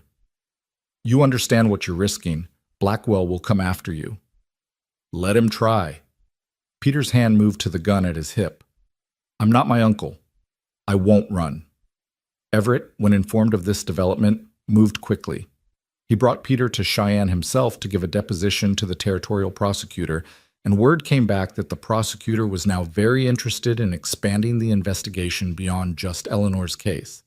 Blackwell, it seemed, had left a trail of victims across Wyoming, and Peter's testimony had given others courage to come forward. Within a week, 3 more people had contacted the marshal with their own stories of fraud, intimidation, and theft at Blackwell's hands. The case was growing, metastasizing, becoming something larger than a simple dispute over a debt. Eleanor and Jack continued their routine, growing more comfortable with each other by necessity and proximity. They worked the ranch together during the day, planned strategy with Everett in the evenings, and at night they'd lie in bed and talk, really talk, about their lives, their fears, their hopes for a future that was no longer just a legal fiction. "If we win this," Eleanor said one night, "if we actually beat Blackwell and keep the ranch, what then?" Jack was quiet for a moment. "Then we decide if this marriage becomes real or if we go our separate ways like we originally planned." "And which do you want?" "I want whatever you want, Eleanor. I came here to help you, not to trap you." She rolled over to face him in the darkness. "That's not an answer." "Fine." His voice was rough with emotion. "I want this to be real. I want to wake up every morning next to you, work this land together, build something that lasts. But only if that's what you want too. I won't force you into something just because we're legally bound." Eleanor's heart pounded in her chest. "I think," she said carefully, "that I could want that too. Given time, given the chance to really know you, not just survive alongside you. Then we'll take that time, after this is over, when we're not fighting for our lives every damn day." Promise? Promise. 2 weeks after the night attack, Judge Marcus Whitmore arrived in Silver Creek with an entourage of territorial officials, legal clerks, and enough authority to make even Silas Blackwell sweat. He was a tall man with iron gray hair and the bearing of someone who'd spent a lifetime handing down judgments, and he wasted no time. Within hours of his arrival, he'd issued a summons for Blackwell to appear before him, subpoenaed all relevant documents from both parties, and announced that he'd be conducting a preliminary hearing to determine if sufficient evidence existed to pursue criminal charges. The hearing was set for 3 days hence, to be held in the Silver Creek Courthouse. Eleanor barely slept in the intervening time, going over her testimony with Everett, organizing documents, preparing for what felt like the fight of her life. On the morning of the hearing, she dressed in her mother's best dress again, armor made of fabric and memory, and let Jack help her into the wagon. He drove them to town with Marshal Everett and 4 deputies flanking them like an honor guard, and Eleanor noticed how people stopped to watch them pass, how word had spread until it seemed like the entire territory was watching to see what would happen. The courthouse was packed, every seat filled, people standing in the back craning their necks to see. And there, on the opposite side of the aisle, sat Silas Blackwell with 3 expensive lawyers from Cheyenne, looking supremely confident despite everything. Judge Whitmore called the proceedings to order with 3 sharp raps of his gavel, and Eleanor's future hung in the balance as the testimony began. Marshal Everett went first, laying out the timeline of events with cold precision. Then came the bank records, entered into evidence and examined by both sides. Then Peter Hutchins took the stand, his voice shaking but steady as he recounted his uncle's destruction at Blackwell's hands. Blackwell's lawyers objected repeatedly, calling the testimony hearsay, irrelevant, prejudicial. But Judge Whitmore overruled them each time, his expression growing darker as the pattern of fraud emerged. Then it was Eleanor's turn. She walked to the witness stand on legs that felt like water, placed her hand on the Bible, and swore to tell the truth. The prosecutor, a sharp-eyed woman named Catherine Marsh, led Eleanor through her testimony with practiced skill. Eleanor recounted her father's death, Blackwell's appearance with the forged debt, the forced marriage proposal, the midnight wedding to Jack. She showed the court her father's ledgers, pointed out the grazing lease that Blackwell had twisted into something sinister. "And what would you have lost, Mrs. Rowan?" Marsh asked, "if you had not married Jack Rowan that night?" "Everything." Eleanor's voice rang clear through the courtroom. "My home, my father's legacy, my future. Blackwell would have taken it all and called it legal." Blackwell's lead attorney, a silver-haired man named Caldwell, rose for cross-examination with the predatory smile of someone about to go in for the kill. "Mrs. Rowan," he began smoothly, "isn't it true that you barely knew Jack Rowan before marrying him? We'd met years before. Yes or no, please, did you know him well? No, but... And isn't it true that this marriage was arranged specifically to circumvent my client's legitimate claim? There was no legitimate claim. The debt was forged. That's for this court to decide." Caldwell paced in front of the witness stand. "Isn't it convenient that you managed to marry someone just hours before your deadline?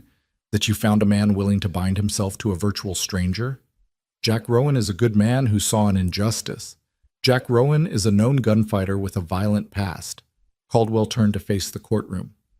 "He rode with Quantrill's raiders during the war, participated in multiple massacres, and has killed at least 12 men by his own admission. And you expect this court to believe he married you out of the goodness of his heart?" Eleanor's face burned with anger. "What Jack did during the war has nothing to do with... It has everything to do with your credibility, Mrs. Rowan. You've married a killer to avoid your father's debts, and now you want this court to punish my client for attempting to collect what he's legally owed." "Objection!" Marsh was on her feet. "Counsel is testifying rather than questioning." "Sustained."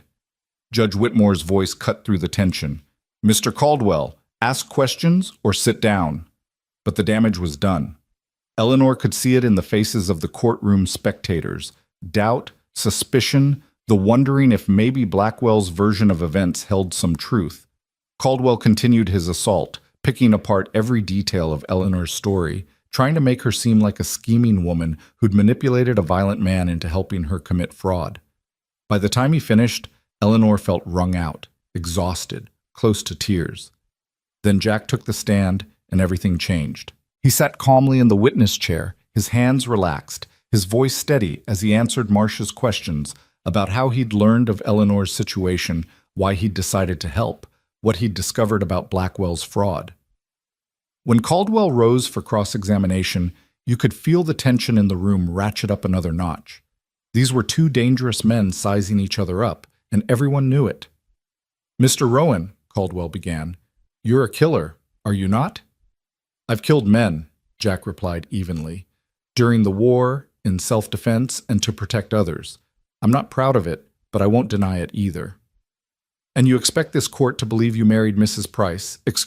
Mrs. Rowan, out of altruism? That you had no ulterior motives?" "I married her to protect her from a predator." Jack's eyes locked on Blackwell across the courtroom. "From a man who uses legal documents as weapons and threatens women to get what he wants." "That's a serious accusation." "It's the truth. And if you think I'm lying, put Blackwell on the stand under oath. Let him explain where those $12,000 went if William Price actually borrowed them. Let him produce the witnesses who supposedly signed that debt agreement. Let him explain why he needs to steal land from widows when he already owns half the territory." Caldwell's smile slipped. "My client is not on trial here." "Maybe he should be." Jack leaned forward, and his voice dropped to something cold and deadly. "Because here's what I know, Mr. Caldwell. Your client sent men to kill us 12 nights ago. One of them died trying, the others ran, and Blackwell's sitting over there pretending he had nothing to do with it, hiding behind lawyers and legal technicalities while real people suffer.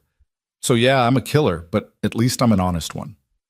The courtroom erupted. Judge Whitmore hammered his gavel, calling for order, while Blackwell's lawyers shouted objections and Marshal Everett stood to keep the peace. In the chaos, Eleanor caught Jack's eye across the room, and he gave her the smallest nod. He'd done what he set out to do, put Blackwell on the defensive, made it about character rather than just documents, reminded everyone watching exactly what kind of man they were dealing with. When order was finally restored, Judge Whitmore called a recess. "We'll reconvene in 1 hour," he announced. "I need time to review the evidence and consider the testimony." That hour felt like an eternity. Eleanor and Jack waited in an anteroom with Marshal Everett, none of them speaking, all of them knowing that their entire future hung on what Whitmore decided. When they were finally called back, the courtroom was silent as a tomb. Judge Whitmore looked at both parties, his expression unreadable, and began to speak. "I've reviewed the evidence presented today along with the depositions and supporting documents provided by both parties.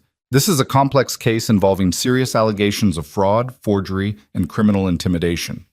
He paused, letting the weight of his words settle. "However, certain facts are undisputed. William Price maintained meticulous financial records that show no evidence of borrowing $12,000. The bank records from Cheyenne Trust and Loan support this. Mr. Blackwell's debt agreement lacks proper witnesses and contains several irregularities that raise questions about its authenticity." Eleanor's heart began to pound with hope.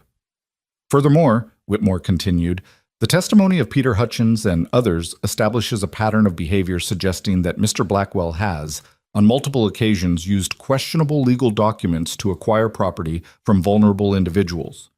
Blackwell's face had gone red, his lawyers whispering urgently in his ears. "Therefore, I am ruling that there is sufficient evidence to proceed with a full criminal investigation into Mr. Silas Blackwell's business practices, specifically relating to allegations of fraud, forgery, and conspiracy. I am also issuing a temporary injunction preventing Mr. Blackwell from taking any action related to the Price, now Rowan, property until such time as the alleged debt can be properly investigated and verified." "Your Honor," Caldwell began, but Whitmore cut him off. "I'm not finished. With regards to the marriage between Eleanor Price and Jack Rowan, I find no evidence that it was entered into fraudulently. Whether it was motivated by love or legal necessity is irrelevant. The marriage is valid under territorial law, and I will not entertain arguments for annulment." Eleanor felt tears spring to her eyes. They'd won. Not the whole war, maybe, but this crucial battle. "This court is adjourned." Whitmore's gavel came down with finality. "Marshal Everett, I'm ordering you to expand your investigation, and Mr. Blackwell, He fixed the cattle baron with a steely gaze. I suggest you cooperate fully, because if even half of what I've heard today is true, you're going to be spending a long time answering for it. The courtroom erupted again, this time with cheers and applause from the spectators who'd been watching a rich man finally face consequences. Eleanor found herself pulled into Jack's arms, both of them holding on tight, while around them, justice, imperfect and incomplete, but justice nonetheless, finally began to assert itself. But victory, Eleanor learned in the days that followed, was a double-edged sword that cut both ways. Judge Whitmore's ruling had protected the ranch and validated their marriage, but it had also backed Silas Blackwell into a corner, and cornered animals were the most dangerous kind. They left the courthouse that afternoon surrounded by well-wishers and curious onlookers, people who wanted to shake Jack's hand or offer Eleanor their congratulations. Peter Hutchins caught up with them on the courthouse steps, his young face bright with vindication. "You did it," he said, gripping Eleanor's hand. "You actually stood up to him and won." "We're not done yet," Marshal Everett cautioned, appearing beside them with his ever-present vigilance. Whitmore ordered an investigation, not an arrest.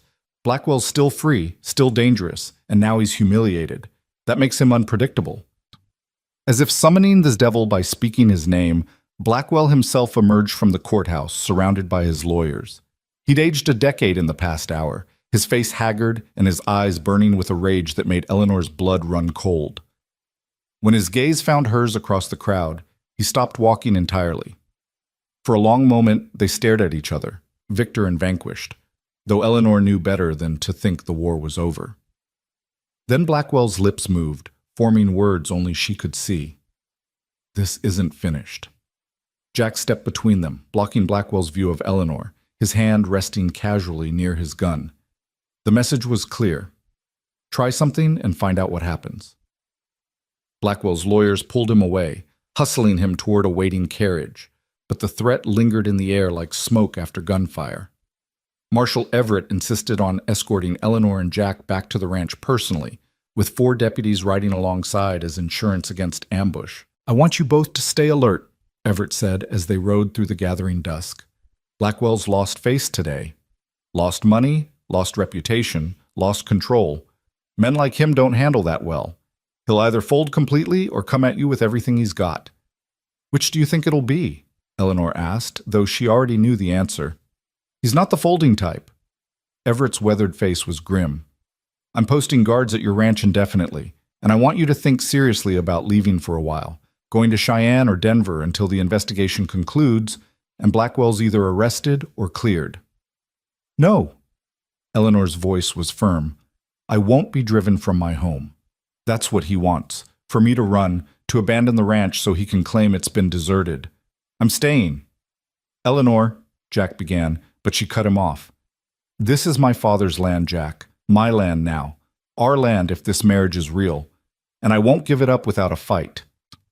Jack looked at her for a long moment, something shifting in his expression. Respect, maybe, or recognition of the steel in her spine that matched his own. "Then we stay," he said simply, "and we fight." Everett sighed but didn't argue further. He knew that look, the set of her jaw that said no amount of logic or fear would change her mind. "All right. But you follow my rules. No unnecessary trips to town. No working the far sections of the property alone. And if anything seems off, you fire 3 shots in the air and my men will come running. Understood?" They both agreed, though Eleanor could see the worry etched in the marshal's face as he and his deputies set up a rotating watch around the property. 2 men would be on guard at all times, positioned to see all approaches to the house and barn. It should have made Eleanor feel safer. Instead, it just reinforced how real the danger had become. That night, lying in bed beside Jack in the darkness, Eleanor found herself unable to sleep. Every sound made her tense. The wind rattling the windows, the creak of settling wood, the distant call of an owl hunting in the darkness. "You're thinking too loud," Jack murmured beside her. "I can practically hear your mind racing." "How can you be so calm? Blackwell threatened us in front of the whole courthouse." "He didn't threaten us. He made eye contact and mouthed some words. That's not actionable. It's just intimidation." Jack rolled onto his side to face her. "And I'm not calm. I'm terrified.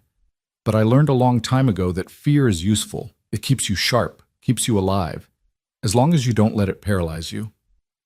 Is that what they taught you during the war? Jack was quiet for a long moment. That's what I learned from watching good men die because they froze up when they should have moved. Fear's a tool, Eleanor. Use it, don't let it use you. She reached out in the darkness and found his hand. Tell me we're going to survive this. We're going to survive this. His fingers laced through hers. I promise you, Eleanor, whatever Blackwell throws at us, we'll survive it together. How can you be so sure? Because we have something he doesn't. Something he's never understood and never will. Jack's voice was soft but certain. We have something worth fighting for. He's just fighting to win. That's the difference between surviving and living. Eleanor held on to those words like a lifeline as she finally drifted into uneasy sleep. The next week passed in tense anticipation. Marshal Everett's investigation expanded, bringing in more victims of Blackwell's schemes, ranchers who'd lost land, businessmen who'd been muscled out of deals, families who'd been systematically destroyed through legal manipulation and violence. The case against Blackwell grew stronger by the day, and word came from Cheyenne that the territorial prosecutor was preparing formal charges of fraud, forgery, and racketeering. But Blackwell himself had gone to ground. He'd retreated to his massive ranch north of Silver Creek and hadn't been seen in town since the hearing. His hired guns had scattered, some leaving the territory entirely, others hunkering down and waiting to see which way the wind would blow. The silence felt ominous, like the stillness before a storm. Eleanor and Jack used the time to prepare. They reinforced the barn doors, moved their most valuable possessions into a root cellar that could serve as a refuge if needed, and practiced with their weapons until Eleanor could hit a target at 50 yards with her rifle. Jack taught her how to reload quickly, how to aim in low light, how to breathe through the adrenaline when danger came calling. I don't want to shoot anyone, Eleanor said after one particularly intensive practice session, her hands still trembling from the recoil. Neither do I. Jack checked her rifle, cleaning and oiling it with practiced ease. But wanting and doing are different things. If it comes down to your life or theirs, Eleanor, I need to know you'll do what's necessary. And if I can't, then I'll do it for you. But I'd rather you be able to protect yourself when I'm not there. He handed back the rifle. Your father taught you to shoot. I'm just teaching you to fight. They also used the time to work on making their marriage look and feel more real. They took meals together on the porch, talking about everything and nothing. They worked the ranch side by side, their teamwork growing smoother with each passing day. They attended church in Silver Creek with an escort of deputies, sitting together in the Price family pew while the congregation whispered and stared. And at night, they lay in bed and talked until sleep claimed them, slowly building something that felt increasingly solid and genuine. Eleanor found herself noticing small things about Jack, the way he hummed while he worked, the careful way he treated the horses, the fact that he read poetry when he thought no one was watching. And Jack, for his part, learned Eleanor's patterns, how she needed her coffee strong and black, how she bit her lower lip when concentrating, how she grieved her father in quiet moments when she thought herself alone. This is starting to feel real, Eleanor admitted one evening as they sat on the porch watching the sunset paint the mountains in shades of amber and rose. Not just the legal part, all of it. Jack didn't respond immediately, his eyes on the horizon. When he finally spoke, his voice was rough with emotion.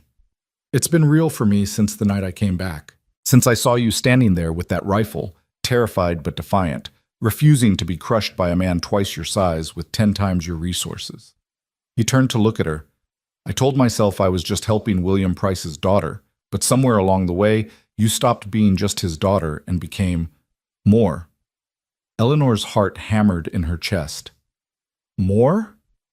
Eleanor Rowan, my wife, my partner. He reached out and tucked a strand of hair behind her ear, the gesture achingly tender. My reason for staying, for fighting, for wanting to see tomorrow. Jack, her voice caught on his name. You don't have to say anything back. I'm not asking for promises or declarations. I just wanted you to know that when this is over, when Blackwell's in prison or dead or gone, I'm not leaving, not unless you tell me to. Eleanor leaned forward and kissed him, really kissed him, for the first time since their wedding. It was brief, chaste, but full of promise and possibility. When she pulled back, Jack's eyes were wide with surprise. "I'm not telling you to leave," she whispered. "I'm asking you to stay." The moment stretched between them, heavy with meaning, and Eleanor wondered if this was how real marriages began, not with grand gestures and passionate declarations, but with quiet admissions and gentle touches and the slow building of something that could last. Then one of the deputies called out a warning, breaking the spell. A rider was approaching fast, pushing his horse hard up the road toward the ranch. Jack was on his feet instantly, hand on his gun, while Eleanor grabbed her rifle from beside the door. The rider resolved into Deputy Warren, his face pale and his horse lathered with sweat. He pulled up in front of the house, nearly falling from the saddle in his haste. "Marshal Everett sent me," Warren gasped, out of breath. "Blackwell's made his move. He's filed for bankruptcy, claiming he can't pay his debts. He's liquidating everything, selling off property, cattle, businesses, and he's heading for the border." Eleanor's stomach dropped. "He's running." "Looks that way. The marshal's organizing a posse to bring him in before he can cross into Montana or Canada. But that's not the worst of it." Warren's young face was tight with worry. Before he left, Blackwell met with some men at a saloon in Rawlins. Hard men, gunfighters from Colorado and Utah. Word is he hired them to finish what his regular crew couldn't. "Finish what?" Jack's voice was deadly quiet. "You. Both of you. Blackwell's not planning to outrun his legal troubles. He's planning to eliminate the witnesses against him. He figures if Eleanor's dead and you're dead, the whole case falls apart." The deputies stationed around the property converged on the house, weapons drawn, scanning the darkening landscape for threats. Eleanor felt ice spreading through her veins as the reality sank in. Blackwell had moved beyond intimidation and legal maneuvering. He'd decided that murder was his only option. "How long do we have?" Jack asked, already calculating, planning. "Marshall thinks they'll come tonight or tomorrow night at the latest. Blackwell paid them half up front, the rest on completion. These aren't his usual thugs, they're professional killers. Fast, ruthless, and they won't stop until the job's done or they're dead." "How many?" "At least 6, maybe more." Jack's face had gone hard as granite. "Then we need to be ready. Warren, ride back and tell Everett we're fortifying here. We're not running, we're not hiding. Let these killers come. We'll be waiting." "Jack," Eleanor began, fear clawing at her throat, but he turned to her with eyes that burned with fierce determination. "No more running, Eleanor. No more being victims. We end this tonight, one way or another." The next few hours were a blur of frantic preparation. The deputies helped Jack board up the windows on the ground floor, leaving only narrow shooting slots. They moved ammunition and weapons inside, along with food and water in case they ended up under siege. They set up defensive positions in the barn and around the property perimeter, creating overlapping fields of fire that would make any approach costly. Eleanor worked alongside the men, loading rifles and pistols, preparing bandages and medical supplies, doing everything she could to feel useful rather than helpless. But underneath the activity, terror churned in her gut. These weren't Blackwell's incompetent hired hands. These were professional killers, men who murdered for money and would show no mercy. As full darkness fell, Jack gathered everyone in the house for final instructions. There were 8 of them total: Jack and Eleanor, Warren, and 5 other deputies. Against at least 6 professional gunfighters, the odds weren't good. "They'll come between midnight and dawn," Jack said, his voice calm despite the circumstances. "That's when we're most likely to be asleep, when visibility's worst. They'll try to surround the house, probably set fire to the barn to draw us out. Our advantage is that we know the property and they don't. We've got good defensive positions and enough firepower to make them pay for every inch." "What about Eleanor?" Warren asked. "Should she go to the root cellar, stay hidden?" "No?" Eleanor stepped forward before Jack could answer. "I'm not hiding while you all fight for my home. I can shoot, I can reload, I can be useful. This is my fight, as much as anyone's."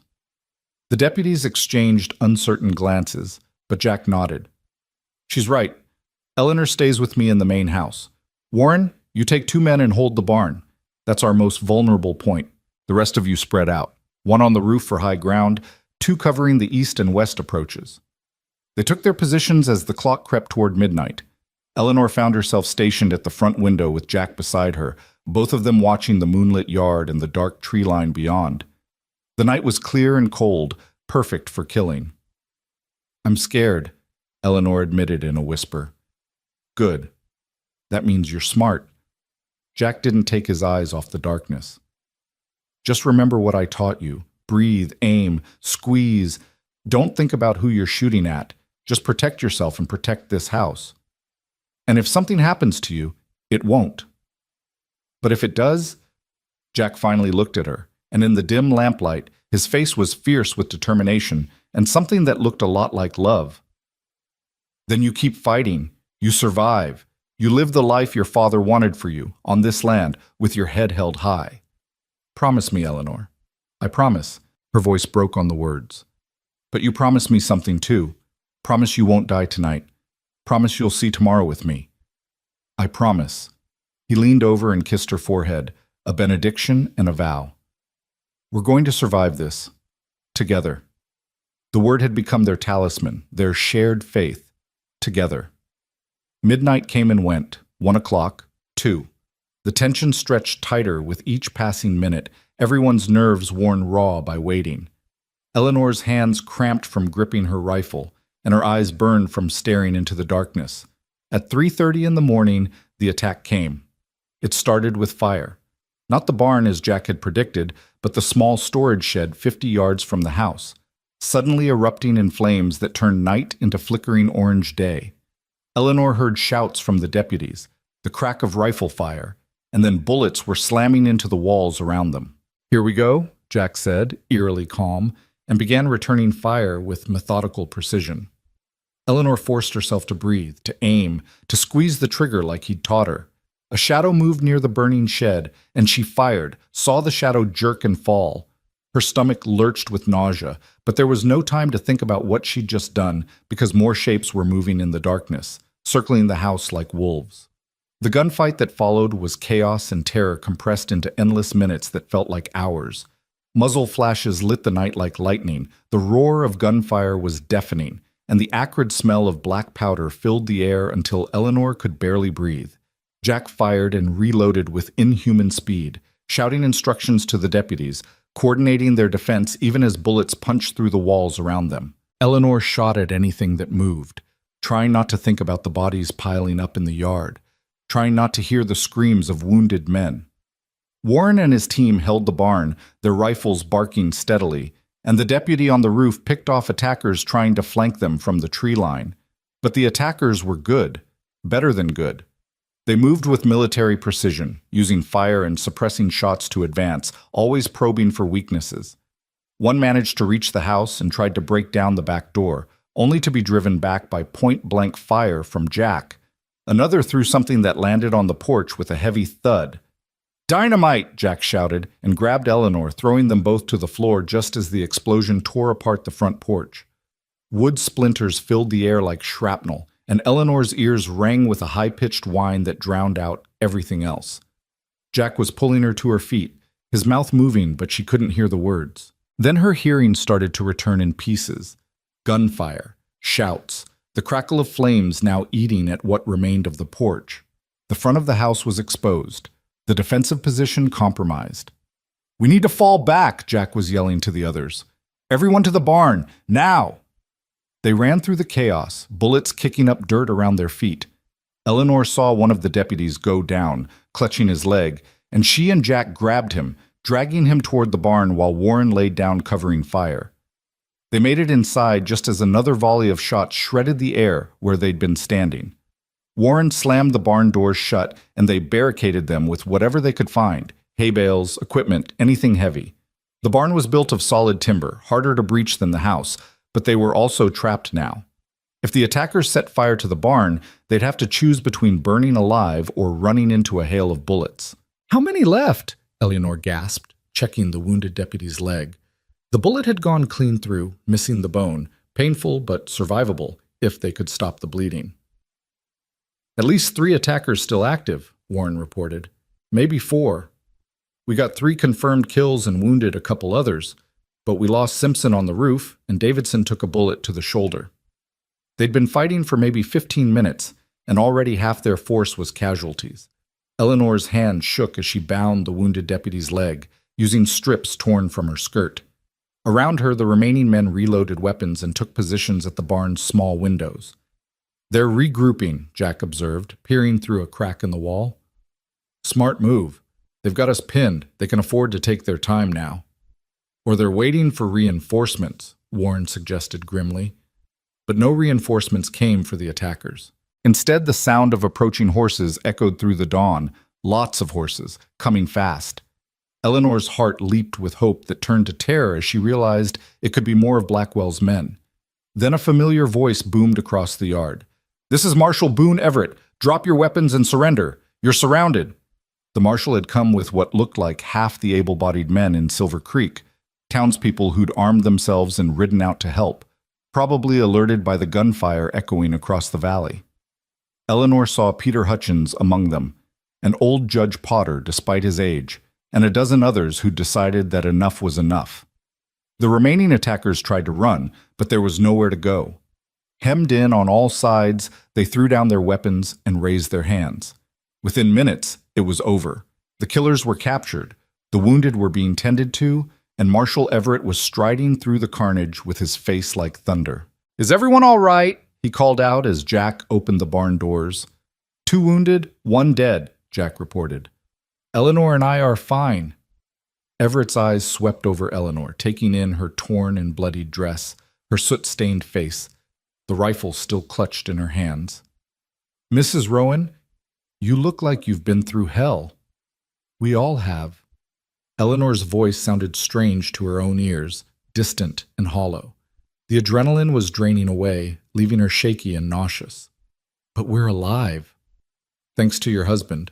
Everett clapped Jack on the shoulder. "Word in town is you orchestrated this defense like a general. Saved a lot of lives tonight." "We saved each other," Jack corrected, pulling Eleanor close. "That's what partners do." As dawn broke fully over the mountains, painting the sky in shades of pink and gold that seemed obscenely beautiful after the night's violence, Eleanor surveyed the damage to her home. The house was riddled with bullet holes, the front porch was gone, the storage shed was a smoking ruin. 3 men lay dead in her yard, professional killers who'd come to murder her and had paid the ultimate price. She should have felt victorious, should have felt relieved. Instead, she felt numb, empty, wrung out like a dish rag. Marshal Everett approached with a grim expression. "We caught one of the attackers alive and coherent enough to talk. He confirmed everything. Blackwell hired them to kill you both, paid half up front. The man signed a full confession in exchange for leniency. That's more than enough to charge Blackwell with conspiracy to commit murder." "Where is he?" Jack asked. "Blackwell." "That's the interesting part. When my men went to arrest him at his ranch, he was already dead. Shot himself in his study sometime last night." Everett pulled out a folded piece of paper. "Left a note. Confession of sorts, admitting to forgery, fraud, and hiring the killers. Fraud and hiring the... Says he couldn't live with the shame of losing everything." Eleanor took the note with trembling fingers and read Blackwell's final words. A rambling, bitter screed about how the world had turned against him, how ungrateful people were, how he'd been driven to desperate measures by desperate circumstances. Even in death, he couldn't accept responsibility for his own actions. "So it's over," she said quietly. "Really over." "It's over," Everett confirmed. "The land is legally yours, clear title. Blackwell's assets are being liquidated to pay his legitimate debts, and his criminal empire is finished. You're free, Mrs. Rowan." Free. The word should have filled her with joy. Instead, Eleanor felt only exhaustion and a bone-deep sadness for all the lives destroyed by one man's greed. She handed the note back to Everett and turned to look at her damaged home, at Jack standing beside her with his own exhaustion evident in every line of his body. "What do we do now?" she asked. Jack's arm came around her shoulders, solid and warm and real. "Now we rebuild. We fix the house, we work the ranch, we live the life we fought for." He tilted her chin up so she was looking into his eyes. "We keep our promises to each other, together." "Together," Eleanor echoed, and despite everything, the violence, the death, the destruction, She felt hope kindle in her chest like a small, stubborn flame. The townspeople stayed to help throughout that day and the next, repairing what could be fixed and clearing away what couldn't be saved. Judge Potter organized work crews while his wife Sarah tended to the wounded. Peter Hutchins worked alongside Jack to rebuild the porch, and Eleanor found herself surrounded by neighbors and strangers who'd become friends through shared adversity. On the third day after the attack, as the sun set over the valley in a blaze of orange and purple glory, Eleanor and Jack stood on their newly rebuilt porch and surveyed their domain. The ranch bore scars from the battle, but it was still standing, still theirs. "My father would have been proud," Eleanor said softly. "Not of the violence, but of the fact that we didn't give up, that we fought for what was right." "He was proud of you long before any of this happened," Jack replied. "I could see it in the way he talked about you, the way he built this place with you in mind. He knew you were strong enough to hold on to it. I couldn't have done it alone. You shouldn't have had to." Jack turned to face her fully. "Eleanor, I know we got married for practical reasons, to protect the ranch, to stop Blackwell. But somewhere along the way, this stopped being just a legal arrangement for me. It became real. You became everything." Eleanor's heart swelled with an emotion she'd been too scared and too busy to examine until now. It wasn't the wild, passionate love of romantic novels. It was something deeper, steadier, built on trust and respect and shared purpose. The kind of love that lasted. "It became real for me too," she admitted. "I don't know exactly when. Maybe it was watching you stand up to Blackwell, or teaching me to shoot, or lying beside me in the dark telling me we'd survive. But somewhere in all of that, you stopped being the stranger who married me and became the man I can't imagine living without." Jack cupped her face in his hands, his calloused palms gentle against her skin. "Then let's do this right. Let's start over, without the fear and the pressure and the violence. Let's court each other proper, take our time, build something that's ours and nobody else's." "We're already married," Eleanor pointed out with a small smile. "Then we'll have the wedding we deserve. Big ceremony, whole town invited, your father's memory honored. We'll make vows that aren't about legal protection, but about choosing each other, every day, for the rest of our lives." Tears pricked Eleanor's eyes. "Jack Rowan, are you proposing to your own wife?" "Reckon I am." He pulled a small box from his pocket and opened it to reveal a ring. Not gold this time, but silver with a pearl that gleamed like captured moonlight. "This was my mother's. Only thing I have left from before the war. I've been carrying it with me for 3 years, waiting until I became someone worthy of giving it to the right woman." He took Eleanor's hand. "You're that woman, Eleanor. Not because you needed saving, but because you're strong enough to stand on your own and still choose to stand with me. Will you marry me? Again? For real this time?" Eleanor's answer came not in words, but in a kiss, deep and real, and full of promise. When they finally broke apart, both breathless and smiling, she whispered, "Yes, 1,000 times yes." Jack slipped the ring onto her finger beside the simple gold band from their midnight wedding, and Eleanor marveled at how perfect it looked, past and present united, loss and love intertwined. That night, they made love for the first time, not out of obligation or legal necessity, but because they wanted to, because they chose each other freely and completely. It was tender and awkward and perfect, and afterward, lying tangled together in the darkness, Eleanor finally felt whole. "Tell me what you're thinking," Jack murmured, his fingers tracing lazy patterns on her bare shoulder. "I'm thinking that my father would have liked you, really liked you, not just as a ranch hand, but as a man, as his son-in-law." Eleanor smiled in the darkness. "I'm thinking that we built something real out of something desperate, and that's its own kind of miracle. I'm thinking," Jack said, his voice rough with emotion, "that I spent 3 years trying to become worthy of you, and it turns out you were worth fighting for all along. I'm thinking I'm the luckiest man alive."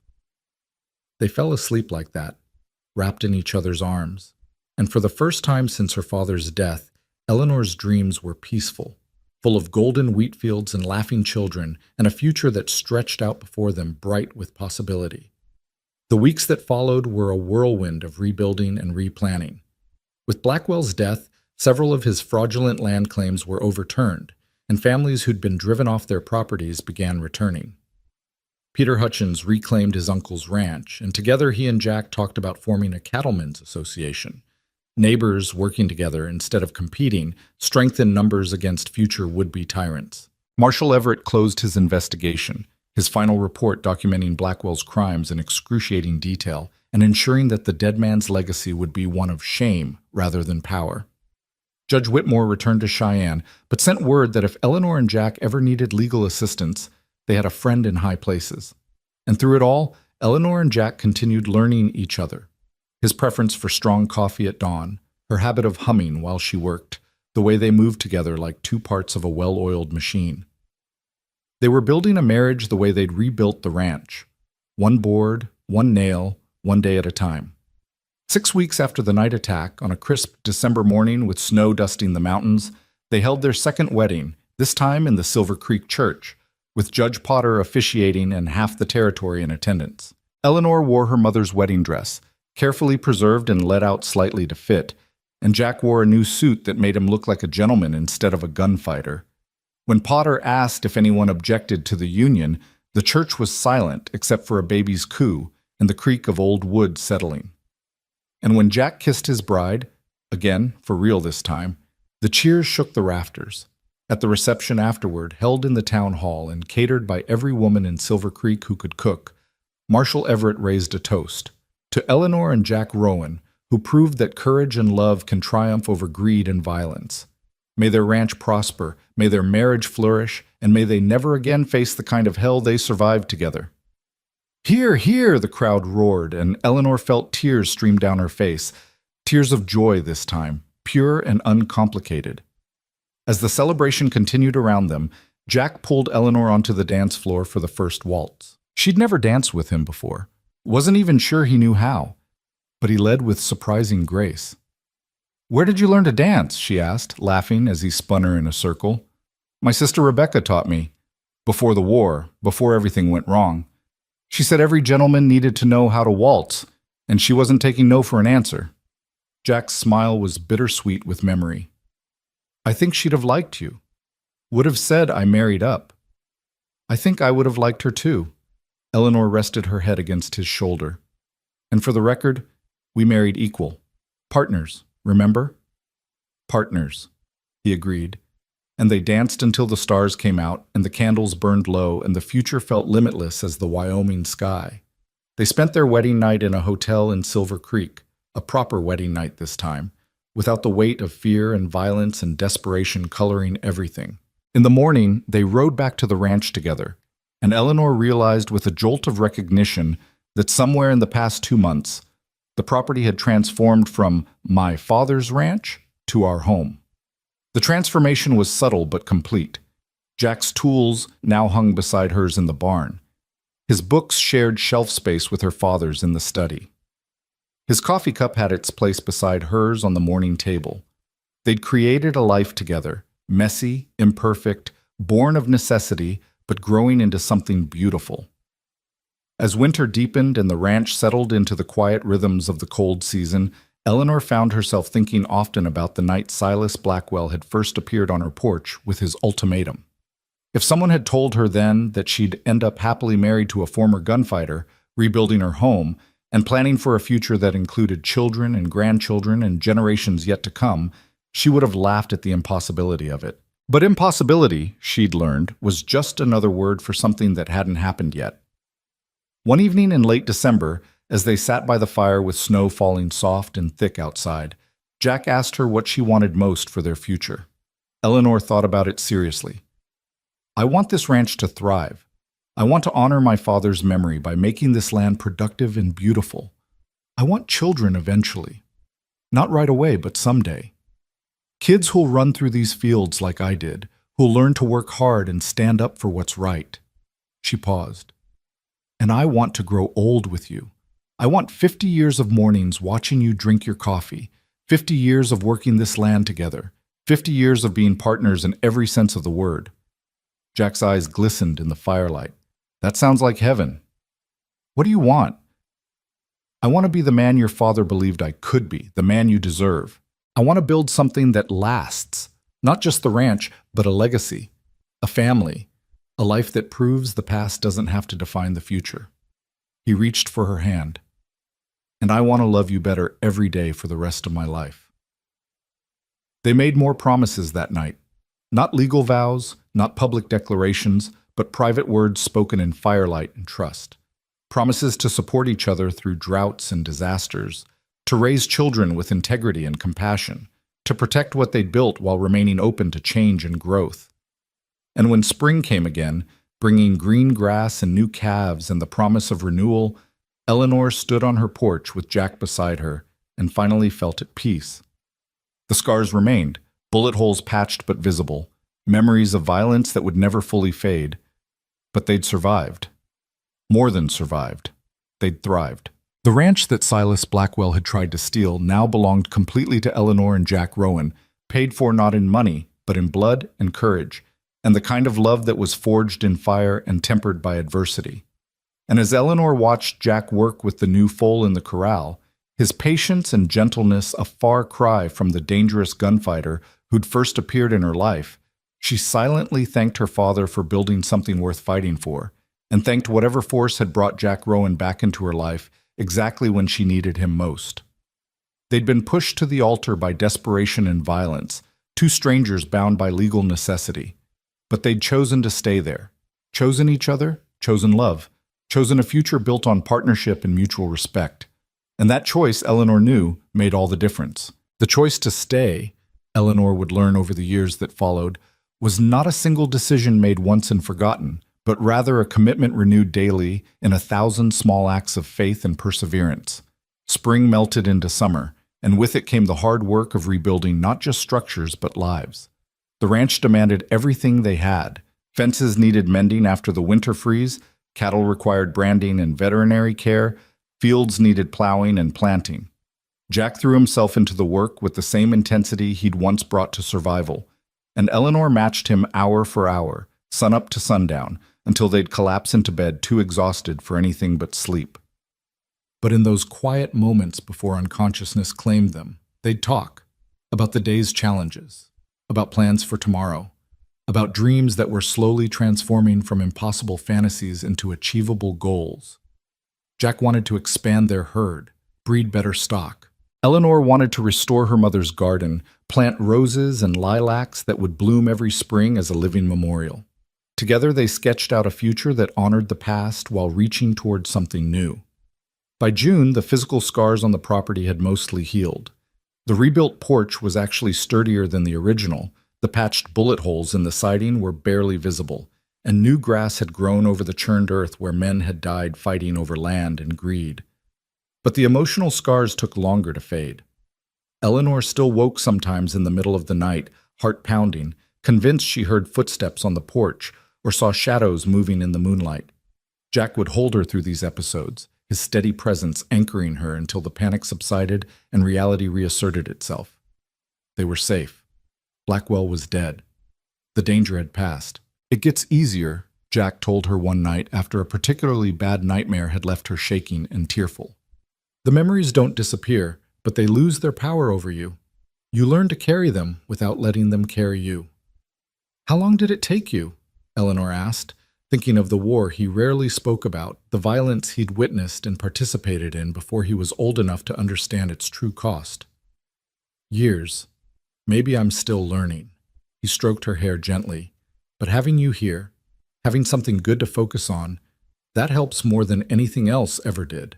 Turns out the best way to heal from the past is to build a future worth living." They were building that future together, brick by metaphorical brick. In July, Peter Hutchins rode over with a proposal. Several of the neighboring ranchers wanted to form a cooperative, pooling resources for expensive equipment and combining their cattle drives to Denver to negotiate better prices.